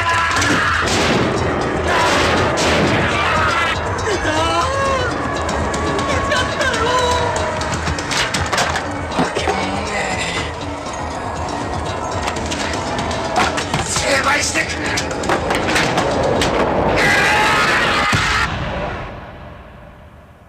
みんな地証があるんです。 Now let's start. The French Canadian champagne. We're not going to start that way because it's Canadian. Okay, this is Blindspot. This is Jeremy's pick. Oh, this is my pick. This is your pick last week was The Fly by David Cronenberg, which Yes. I had seen. I love it. So rewatching it was a treat. And also last week I rewatched Naked Lunch. So that's 2 Cronenbergs last week. This week we're watching my pick, Dead Ringers, which is one of the couple Cronenberg movies or horror-oriented movies I hadn't seen. Like I said, big fan of Cronenberg. This is made in 1988, and it stars Jeremy Irons. And there's some other people. They all are very familiar, but they're not like actresses or actors I know off the top of my head. Stephen Lack is the only other guy that I recognized, and he was in Scanners. He has a brief role in this one. He's always kind of dry in this. And it has a second Jeremy Irons. There's 2 Jeremy Irons. He plays 2. dual roles. Yeah. I think I already said that. Okay, so this is a super bizarre movie. For 88, like I'm just saying, this Blu-ray we watched from Scream Factory, it looks amazing. Like it's actually one of their best releases as far as looking, like as remastered looks. It looks great. The highlight of this movie, I like the psychological stuff. I dig it. It's very Cronenberg, but also I don't know if it goes full physical body horror in showing it. But Jeremy Irons. Tremendous performance in this. Dual role. He's great in it. He's good. Great. I don't know what you're talking about. He does play 2... He plays twins. He plays each twin, and they each have their own separate psyche. What one's a bit more... Well, like the taglines will say, 2 bodies, 2 minds, 1 soul. Yeah. And that's kind of what's going on here. Yeah. There's this moment in the movie... This is very kind of a hard movie to explain because Jeremy Irons, like they're both gynecologists, and it shows them growing up and always being inseparable. And there's a lot of actually kind of really inappropriate dark humor in the movie, which is I don't want to say it's a rarity for Cronenberg, but it's not always the most obvious in his movies. Although there is kind of a real mean streak of comedy sometimes in his films. Like if you watch Rabid with the Santa Claus getting shot, I don't know if that's supposed to be funny. Yeah, but I'm sick, so I laugh when there's a bunch of crying kids watching Santa Claus get shot. Yeah. But, yeah, so, like, in the beginning, when they mentioned wanting to have sex with the girl in the bathtub, right. And she says, you don't even know what fuck is, or something like that. That part's really funny, because, and it shows them growing up, and they're just geniuses right off the bat. Right. And, like, the difference in personality is one's more the extrovert that goes out and does the speaking for this big clinic they open up, and one does all the surgery and the appointments. He's the introvert. And it's his research. So, like, they're almost like a yin and yang. Like, they're not really a great person 100% separate, but together I guess they kind of form a complete person, although at first you start to think that the one is really bad. And, like, you start to think it's going to be one of these deals where you have the evil twin, good twin, but it's not that. It's kind of this self-destructive nature where they both kind of, like, fall down the rabbit hole. Yeah, because... And one of the really cool parts is towards the end of this movie, like they tell the Siamese twin story, and that whole story is just great, and it plays like it plays out towards the end. Yeah. I don't know. Here's the thing. I didn't particularly care for this movie. I would argue that the entire first half, a good portion, could have been cut out. There is a lot of exposition that ultimately goes nowhere. A lot of it's set up and a little slow, but you get the moments where they say, you know, why don't they ever have beauty contests on the inside? And the introverted Bev says that. And then later on, he's obsessed with the insides because he'll notice mutations. And then as he starts to slip into drug use, he starts to imagine the mutations and everything like that. Right. I just feel like there's a lot of setup to say very little in this movie. I think it's very elaborate pieces, like you said. You know, like why can't we measure beauty in the inside?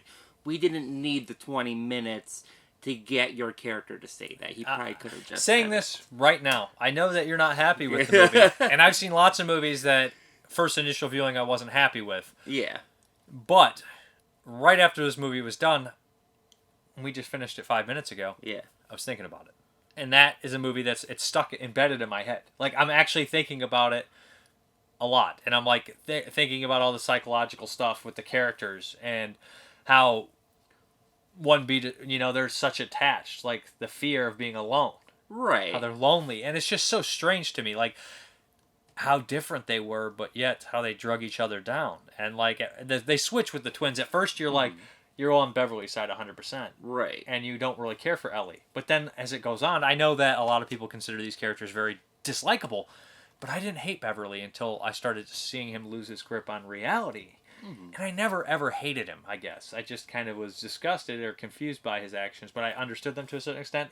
Well, Yeah. Ellie was a character I disliked, but by the end of it, I kind of understood more. Yeah. Yeah.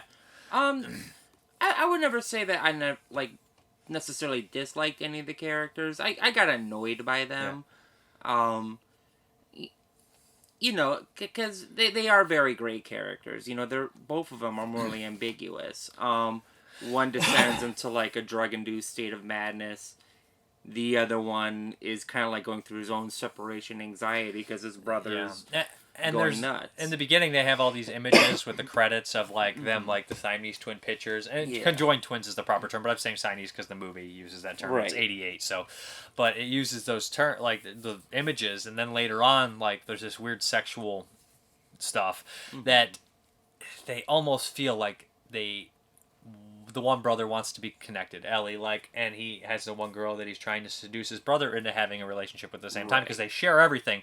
So that scene right there, like you can kind of understand Ellie's motivations, and that's when it becomes almost incestual and really kind of disturbing. But it's more so than that. It's just like they're so lonely, but they need each other and they need that closeness. And I don't know, it's really bizarre. And also that when the one brother has slipped completely into drug abuse, his other brother is like, we need to get on the same level. And he starts to kind of experience the drug abuse too. And his girlfriend at the time tells him that you do not have to put this in your blood, but his brother is convinced that it is in his blood because his brother has it. Like they're almost spiritually conjoined where he cannot help himself but to be intoxicated by the drug addiction that he has. And it's just like that psychological turned physical thing. And I don't know if Cronenberg's trying to say that drug addiction is almost its own term of body horror. You know what I mean? That the psychological aspects of it can turn very physical. And in a way, like almost his brother didn't have control of it. Like he was going to slip into drug abuse even if he didn't take the drugs. Right. If that makes any sense. Oh, no, it makes total sense. But, you see, when you're talking about this, these are all things that happen in the second half of the movie. And I think somewhere in here is a very good movie. It really needed to be trimmed up. The first half is really just them kind of like developing the clinic that they're working at, and within like the first 10 minutes they get the actress client and she's kind of like a central character and they're both dating her well, she doesn't know she it doesn't which is know really it. dirty. Yeah, it's really dirty, but then then she finds out, they break up, but here's the thing, like an hour goes by, like by the time she leaves the movie. In the second half, she's not in until the very end. No, she has a couple points. There's like a 30-40 minute scene where she's not, though. Yeah. I mean, it's like they really should have trimmed this up because the first hour of the movie, I didn't know what the conflict was. I didn't know, like I was guessing, like oh he's jealous of him, or he's jealous of, like they're jealous of each other, or like is that what's going on? What's going on? And then the hour mark passes, and it begins with a whole drug storyline. It's like, okay, now I see where we're going. And the one part where Ellie confronts her and says that you're a part in here that may be self-destructive, because she actually did introduce him into the drugs. She did, yeah. And it just overtook him. Also because he's not used to having ever loved anything else but his brother. Right. And there's this weird aspect to me where where was I going to say? I had it on the tip of my tongue. Just with the drugs, with the thing, with the sister. I meant the girlfriend. Oh, how I really liked how they started after they towards the end, like they started to resort back to children. Yeah. Like they started eating the junk food when they were together, and there's spoilers, I know, because it's the Blindspot. There's just but it was darkly comical and sad at the moment where he says, "Do you want some cake?" And he goes and grabs his cake. And in the beginning of the movie, they're very high class. They're into Italian furniture. They're eating, they're drinking wine. They're eating at fancy restaurants. They're well dressed in nice suits. And as it goes on, they're not as well dressed. Right. They don't eat as well. The apartment's all torn to pieces. And he's like, "Do you want some cake?" And he's like, "Yes." And they split the cake. And he's like, "Some orange soda." And it's just like shit that I wouldn't even want to drink orange soda with that. Like cake. It's just like, that's just too much sweets and shit. Right. And then he's like, "I want some ice cream." He's like, "Mommy didn't buy any ice cream." And Ellie literally, it's just like, Like, he almost cries. But it's a very bizarre movie. And like I said, I keep thinking about it. Like, it left an impact on me. The music, again, is great. It's Howard Shore, Silence of the Lambs, and a bunch of other Cronenberg movies, The Fly. This dude is such a big orchestra. Very, very great music. I love the set design, too. This looks like it's a great-looking movie. The movie looks great. One of my favorite props are the tools he makes for the mutants for the surgeries. He goes and gets his own gynecologist tools made. Right, but then I feel like that they were underutilized because the scene where they finally whoop him out, it was just like, oh man, he could have done so much more. And and I think but knowing what Cronenberg, type of movie. It's true, but knowing what Cronenberg is, I think you would expect to see that, and you're like, you kind of pussed out, didn't you? No, I don't think that's what it's about. If you look at his other movie, like Rabid, like Cronenberg has this weird thing with being a surgery scenes and making them terrifying. Because if you're under the knife, even like you can't control yourself. You're passed out. Like they could literally mess you up. He definitely has a fear of the surgery. It's a scary thing. And I don't know if many other directors have really tackled that. Like, I don't know. I don't really tend to watch a whole lot of hospital horror stuff. Although we have seen quite a few movies that take place in hospitals in this Blindspot segment, I feel. Yeah, well, we've seen a lot of science fiction and stuff that's like true. that, so it's all mad scientist stuff. I thought it was really well done. Like, I think it's and Jeremy Irons playing the dual roles is really good. And to mention that the way they do the twins being on screen together, it looks really good. It does look good. A lot of times when we do like that double transfer thing, you can barely tell. You can barely tell in this movie. A lot of times when they do it, I feel like one's always like really fainter than the other. Yes. But they actually look really good. Yeah, they did a very good job with this. I'm not necessarily obviously stand-ins here and there, right? But I don't really know how they would do this so well. I mean, that was a practice that they used back in the day, and it always looked really fake. Right. But this one looks almost seamless. I would say seamless. I really didn't notice, and I wasn't trying to like notice it. Because like one of those things. I mean, I take those as granted in the movie. You know what I mean? If they're twins, they're supposed to be twins. Next week, I don't know what we're gonna do because I got that Flash Gordon 4K, and it's Jeremy's pick, and I kind of want to move that back up so we can watch it because it's new. Well, because I think originally we swapped Flash Gordon with Tarantula, so Flash Gordon should be where Tarantula was. We also moved Manchester Blood Corpses, Living Dead at Manchester Morgue with Forbidden Planet. Or Forbidden World. No, Planet. Forbidden Planet. Because I had to do a song to know which. Because I think both are on the list, aren't they? Yeah. Yeah. And Fantastic Planet. So I really like the movie. I know that you're not as big a fan of it, but like I said, like it's something that it wasn't like the easiest watch. No. But you know what? I get tired on a lot of movies, don't I? I fall asleep on everything. Didn't fall asleep on this one. I kind of did. Did you? I didn't fall asleep. I didn't physically fall asleep, but I definitely I was up the checked whole out. time. I was into it. I tried. I kept trying, and I'm like, oh man, what is this? But here, we'll do the Creature ratings. features John Stanley, and we have we at? Dead Ringers, 3 out of 5, 1988. This study of twin brothers based on twins by Barrow Wood and Jack Gieslin is loaded with psychological twist and pushes this Canadian-produced film into the arena of psychiatric horror.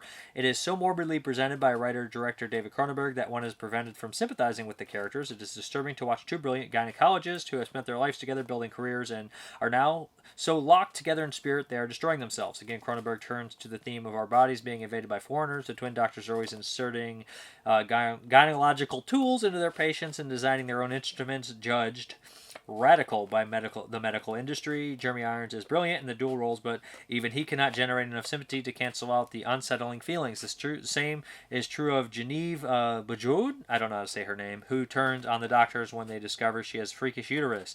An unnerving experience. That's not really what happens. Yeah, that's not what happens at all. See, I think he just wanted to basically mention the freaky uterus in the plot description and somehow tie it in to make it in a nice little bow. Right. So, here's the thing. Dead Ringers. There's also a Dead Ringer of Bette Davis that we probably should have watched. I think it's the Warner Brothers. I feel like I should have really watched that. So, Dead Ringers, the one that we watched, 1988. Identical twin doctors. Yeah, read the rating. Oh, 3 stars out of 4. Yep. Wrong. Right. This is 115 minutes, is that right? Yeah, that it's would an hour be. and 55 minutes. Yeah. Identical twin doctors with a strong psychic bond find their lives destroyed when one of them falls in love. Disturbing psychological thriller based on the novel Twins by Barry Wood and Jack Eastland, with Irons unforgettably effective in the lead roles. It really does seem like 2 actors in the parts. One of Cronenberg's creepiest films, but without the usual gross effects he's famous for. This one again proves him a genre director of real force and power, maybe the most original since Hitchcock. He doesn't mean the movie, he means the director. Okay, there we go. Yeah, I mean, yeah, also, guys that would be like Hitchcockian directors are Richard Franklin. I would say Dario Argento for a lot of his earlier stuff, and Brian De Palma. No Romero? Hitchcockian? I don't know what Hitchcockian means. No. I've never seen a Hitchcock movie. What? Never seen Psycho? Never seen Birds? Never seen... No? You never seen Psycho? And it's not on your blind spot? Is it in the Rocky Horror song? This guy's a moron, guys. he never seen Psycho and didn't put it in his blind spot, but I gotta watch that stupid fucking Corman movie with the fucking mutant. What is it? Forbidden World or Planet. With a saxophone scene. And I mean, here's the thing. I've seen, like, the ending of Psycho. I've seen, like, the last 20 minutes. This guy. I'm sitting here being like, I haven't seen Diabolique. I'll make a correction because I'm an idiot. Jonah's like, I haven't seen that movie with the big mutant on it.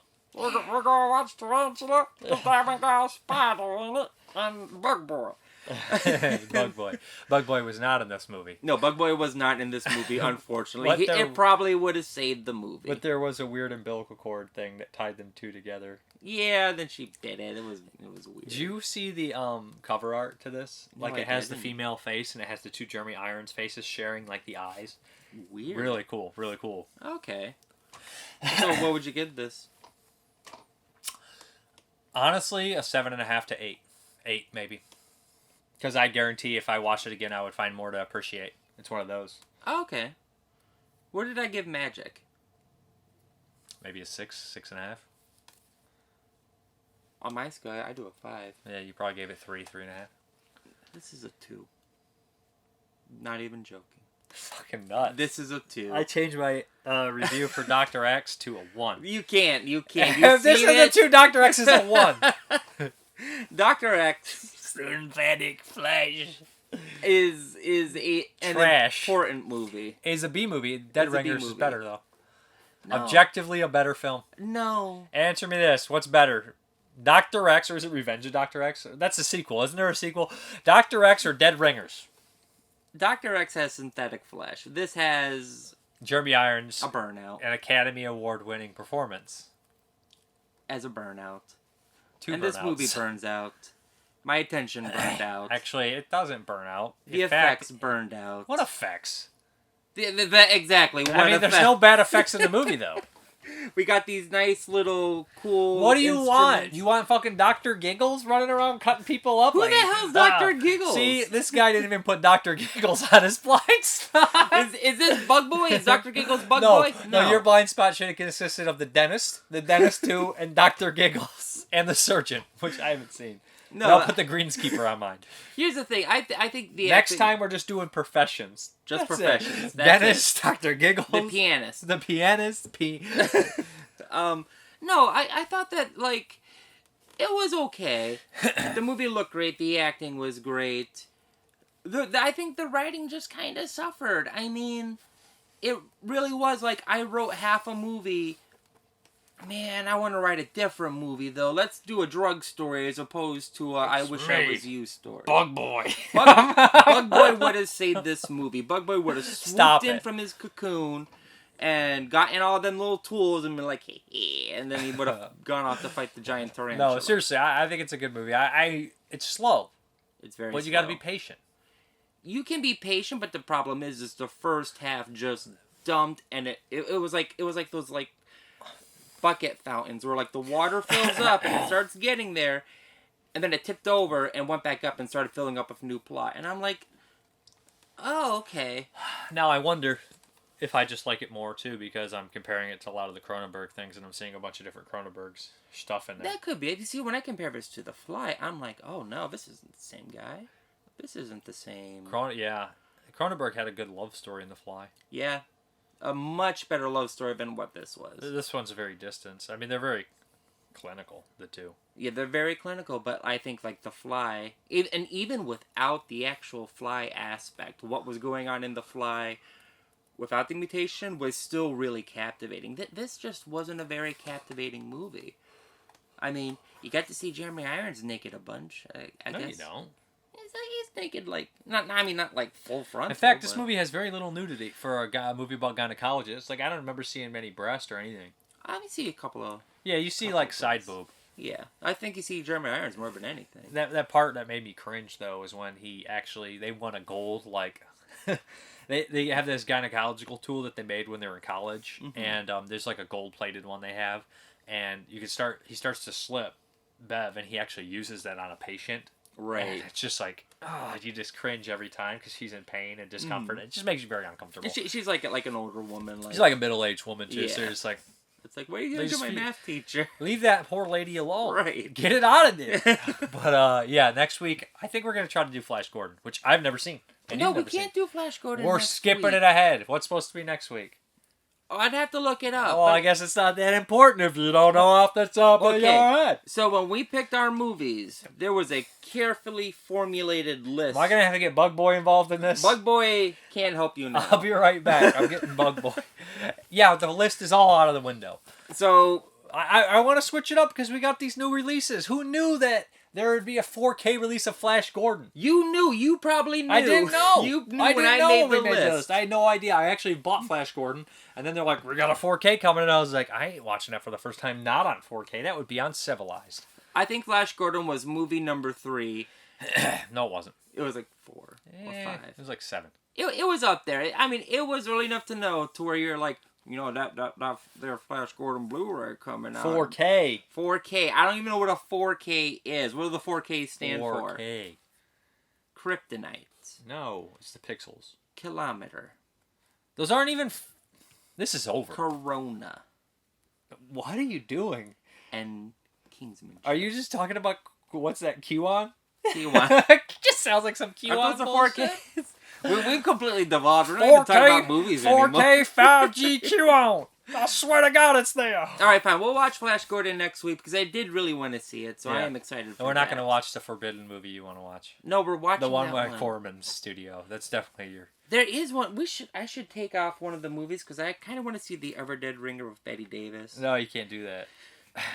You said that the list is out the window. The list order is out the window. It's over. We're done. Yeah. This is over. Bye. Ladies and gentlemen, Dr. Beverly Mantle. By every scientific measure, they are absolutely the same. They share everything. You haven't had any experience until I've had it too. Bev, you've got to try the movie star. She's unbelievable. Doctor, you've cured me. You mean to say there's 2 of them? They're twins, dear. I think we should drop her, Bev. You drop her. I'm in love with her. Can't be love if it does this to you, can it? Doctor, I think there's something wrong with you. Patients are getting strange. What are they? For working on mutant women. From David Cronenberg, who in The Fly made the fantastic real. Get him out of here! Radical technology was required. Something radical is definitely required. Now, David Cronenberg makes reality the ultimate fantasy.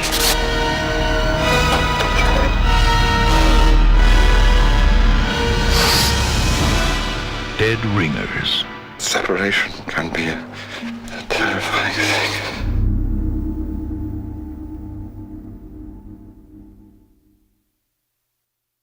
Okay, guys, let's get into these questions. Mia Horse Show. Do you know any show that's like this show called The Dark Place? I'm not familiar with that show. Hopefully someone knows any shows that are, or what that is, and can give Mia Horse Show some suggestions. Nick Mua. If your genes could be fused successfully in a non-body whore fashion with those of any animal, which would you pick and why? I'm not 100% sure, but I'd probably pick one that can heal very quickly. So, I could just feel better more. Besides Exist and Willow Creek, do you know any decent Sasquatch movies? I don't even like Exist, so geez, I would say Abominable is worth checking out. I would say I never watched The Legend of Boggy Creek, but a lot of people really like that one. And I would recommend Curse of the Demon if you're looking for some really fun shellac. And also Demon Warp if you're looking for some shellac. There's a cool Bigfoot in that one. So that's off the top of my head. And I've never watched Willow Creek. Are you looking forward to the new Bond movie? Also, who's your favorite Bond crony? Don't watch the Bond movies. Never really got into them. Don't hate Bond, but it's just not something I ever got into. But I do like some of the Bond cronies. In the video game, I always picked the Baron when we had versus mode, 4-player mode. I liked his look. The guy, I know he's in one of the Roger Moore ones, and he's got like a metal plate half his face. But it's kind of hard not to pick Jaws, just because Jaws, such a iconic character. Dan the Cameraman, great video, Dave. Glad you enjoyed Chinatown. Still haven't seen it myself. Few questions for you. Do you have any plans for future film commentaries, or was that a Patreon thing? Either way, always enjoyed them. Yeah, I'll probably do some more. I'm definitely down the line going to do a Night of the Living Dead thing, because we did Dawn and Day. Got to do Night with the same people. So, yeah, I enjoy doing them, but it's mostly just a Patreon thing. I should probably maybe do a couple more that I really enjoy. That would be fun. Do you have any advice for interviewing? I'm doing my first interview on a buddy of mine for a podcast soon, and like how yours feels natural and laid back. In person, it's easy because you can read the people very easy. I would just get kind of a set of guideline questions and not try to ask anything too obvious, but just kind of go off those guidelines. And also, on a podcast, if it's live, it's not as easy to edit. Although I don't think I edited many of my interviews too much, but if you do screw up big time in a video interview, you can cut around it because you got the 2 cameras. If you got 2 cameras or 3 cameras, but just kind of go with the questions. Let them talk more than you, because I made that mistake before too, where it's about them if they're being interviewed, and I like to talk, so sometimes I wouldn't shut up. So it's best just to let them talk a little bit more than you, of course, and get outline of questions, but don't be afraid to leave that outline either, and just be kind of up with your knowledge to a certain extent on them. I've heard you mention Gennaro De Rossi doing the special effects on Cannibal Holocaust a few times, but I don't see him listed as working on the film. Instead, also Aldo Gaspari being credited for the special effects. Didn't know if I missed something or if it was a flub. I honestly think it was a flub on my part, but correct me if I'm wrong. Years ago, I could have swore he was listed on Intermovie Database as it, but he's not there anymore. And like I said, I just really would have thought he was. Maybe I misread it somewhere. Maybe I'm just an idiot and just assumed he did them. But I feel like there might have been a question on that Killer Crocodile. One of the movies had like this featurette about De Rossi, like about his career. And I feel like there was a question brought up that there was a rumor you did the special effects of Cannibal Holocaust, and he kind of denied it. So let me know if that actually is true or I'm just mistaking. But let me remind me of that, guys. If anybody has information on him, I don't want Internet Movie Database information because I can read that. But was there ever a rumor that he did the effects on it? Because there's a good chance that I just thought he did, and he didn't, which is crazy. Then we have Peter Engelin talking about Russian movies. Have you ever seen the Finnish/Czech Republican horror movie with Finnish and Russian language sauna? No, I have the DVD though. I'll have to check it out. Then we have answers. I asked your favorite movie from the Internet Movie Database's top 250. Travis Wright, got to go with Star Wars, although I hadn't thought of Street Sharks in forever. That was a great cartoon. Horseback 44, I'm in complete agreement with the person who said Michael Wincott comeback. I just watched Robin Hood, Princess Thief for the first time in 20 years. Wincott is the man. I would love to see Michael Wincott, Michael Biehn in a new movie together. Sorry, that was from last week. I accidentally put it in the wrong spot. But he also lists his 250. I have some issues with the Internet Movie Day top 50, but I'm going to go with Apocalypse Now. Dave, if you haven't seen it, Wages of Fear. Zach Nolan, There Will Be Blood. Tempo Tapas, my favorite movie on the Internet Movie Database, top 250. I'm going to cheat and say that Vertigo and Persona are tied. 2 of the best films from 2 of the greatest directors, Hitchcock and Bergman. They both deal with themes of personality, identity, obsession, and how powerful emotion change person's relationship. Mulholland Drive by David Finch is the same ballpark, but it's not in the top 250. Dead Flintstone, my favorite from top 250 is Clockwork Orange. I've always considered it as a bizarre exploitation movie. Ilk Vomit, favorite movie from Internet Movie Database's top 250. Coming in at number 83 on the chart, I gotta go with Milos Forman's Amadeus. Tom Hulce needs that comeback already. Also, in case you didn't know, the other thing you may or may not know him from is his voice from Quasimodo in Disney's Hunchback of Notre Dame. And it appears the last movie he was in was way back in 2008 with Hayden Christensen in Jumper. He's also in Animal House, which somebody else pointed out, which I forgot about. Eric Townsley, tough to pick on the question of the week, so many of these movies I love. I'll go with Pulp Fiction. Quentin Tarantino's the man. Nick Mua. Back to a 2-hour show. I like it. You spoil us, though. As for my pick of Internet Movie Data's top 250, I've chosen V for Vendetta. While I'm not a ginormous fan of superhero films, I keep returning to this one. The film looks stunning, is beautifully scored, and wonderfully acted. It presents us with a hopeful message without being pedantic or too obvious, and it's quite true to the source material, though Alan Moore dislikes it quite a bit. I also get a kick out of seeing John Hurt, Mr. 1984, being Big Brother this time around. He's also kind of a big brother in... Oh, that's kind of a spoiler if I give that away. But Ken Coakley, my favorite film of all time, is rated second at Internet Movie Database's top 250, which is The Godfather. This movie transcends the gangster genre and is the family chronicle that shows the lengths that a son will go to protect his gangster father after his failed attempt on his life. The son, Michael, chooses a path that has no turning back. James D. Coates, Alien. Always Alien. And he says you could do one for the show's people's favorite that's not in the top 250. I could. Timothy Matthew Hayes, Star Wars Episode 4, New Hope. Jason Fetters, Seven Samurai is my favorite Kurosawa. Peter England, I'll just go for highest ranked on my favorite of the list. Godfather and Godfather 2. Cody H. Gearhart, Come and See. Shishim Barbarian, wow, I can't do it. There's too many damn great movies. I could probably do a top 10 in no particular order, but not a favorite one.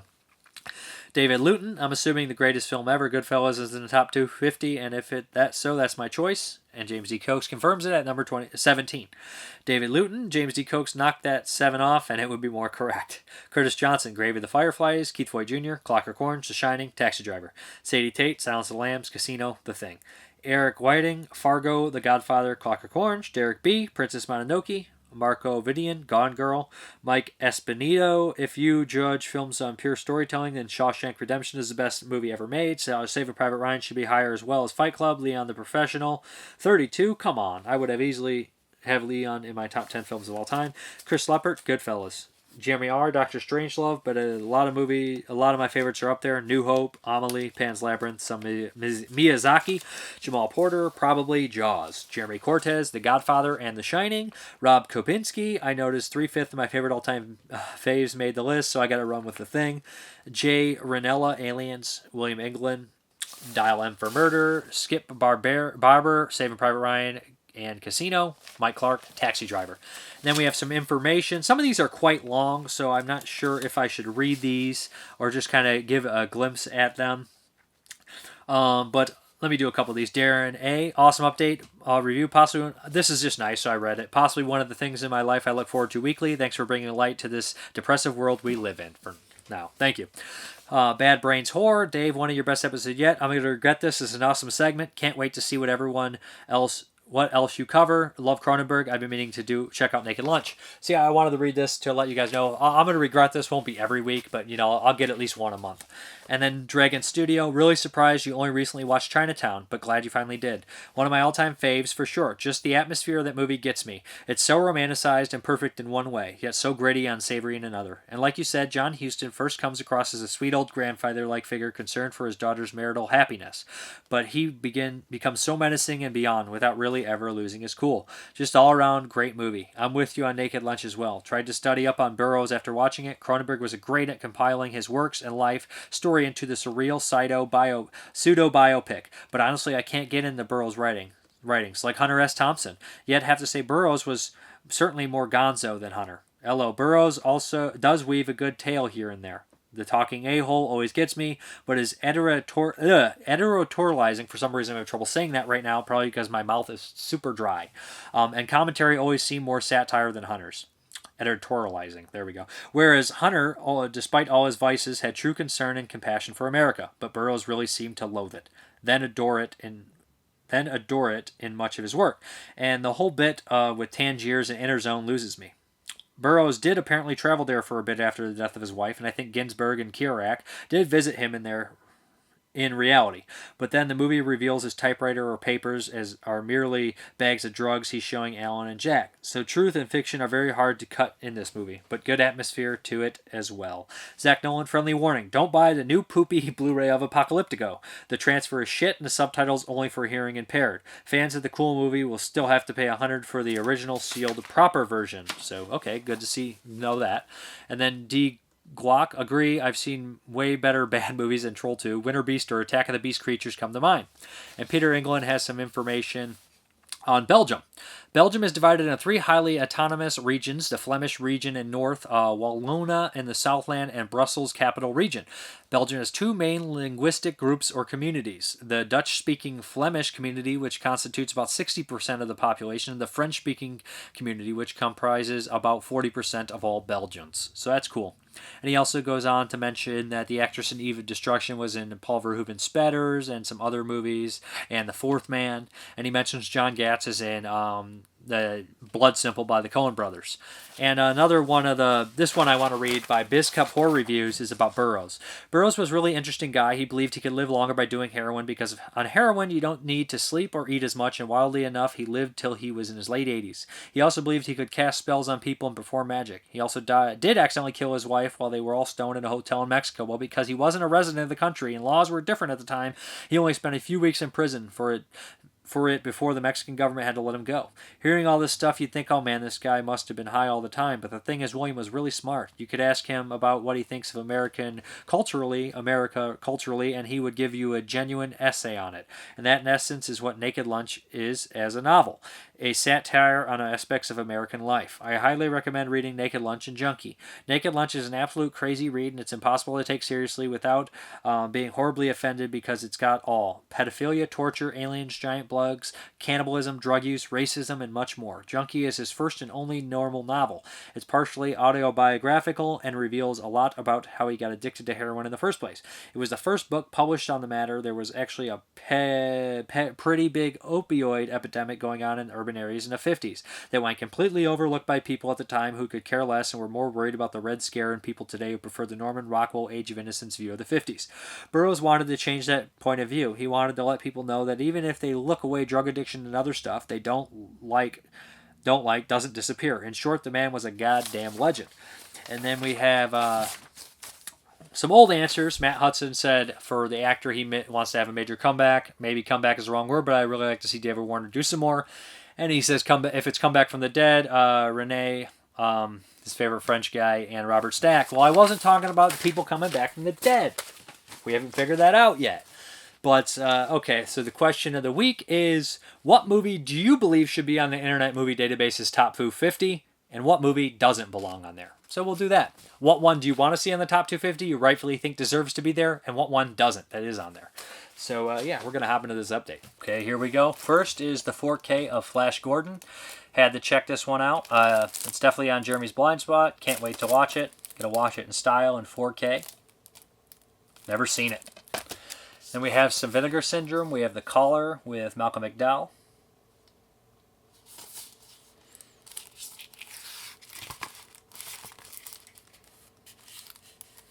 Not familiar with this one. Then we have Indecent Exposure. Adult film for sure. Some women pose for profit, others do it for pleasure.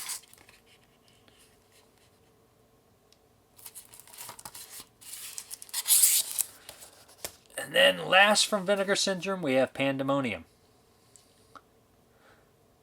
Looks like Judge Reinhold's on there. I've actually never seen this one. Definitely a spoof. One of the spoof horror movies like Saturday the 14th and Student Bodies. Alfred Soul did it.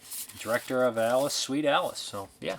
Then we have Soldier Blue from Kino. Good movie. Watched it a while back. Soldier Blue. Music's great too. But, yeah, been a while. Good film. Then we have Scream Factory, Frankenstein and the Monster from Hell. This one's an okay Frankenstein entry. The last in the Hammer horror movies. Cushing's good in it. As always. And then last, we have a DVD here. We have Variant from Joe Meredith. Is that the 2020? Is that... Oh, it's just... I don't know. Are these numbered? 167. There we go. Cool. If you haven't seen his movies, check them out. They're pretty cool. Good artist, too. Ah, that's awesome. So, yeah. Pretty cool stuff. And let's hop back to this video. Okay, guys. Thank you very much for watching. And as always, you have a good one.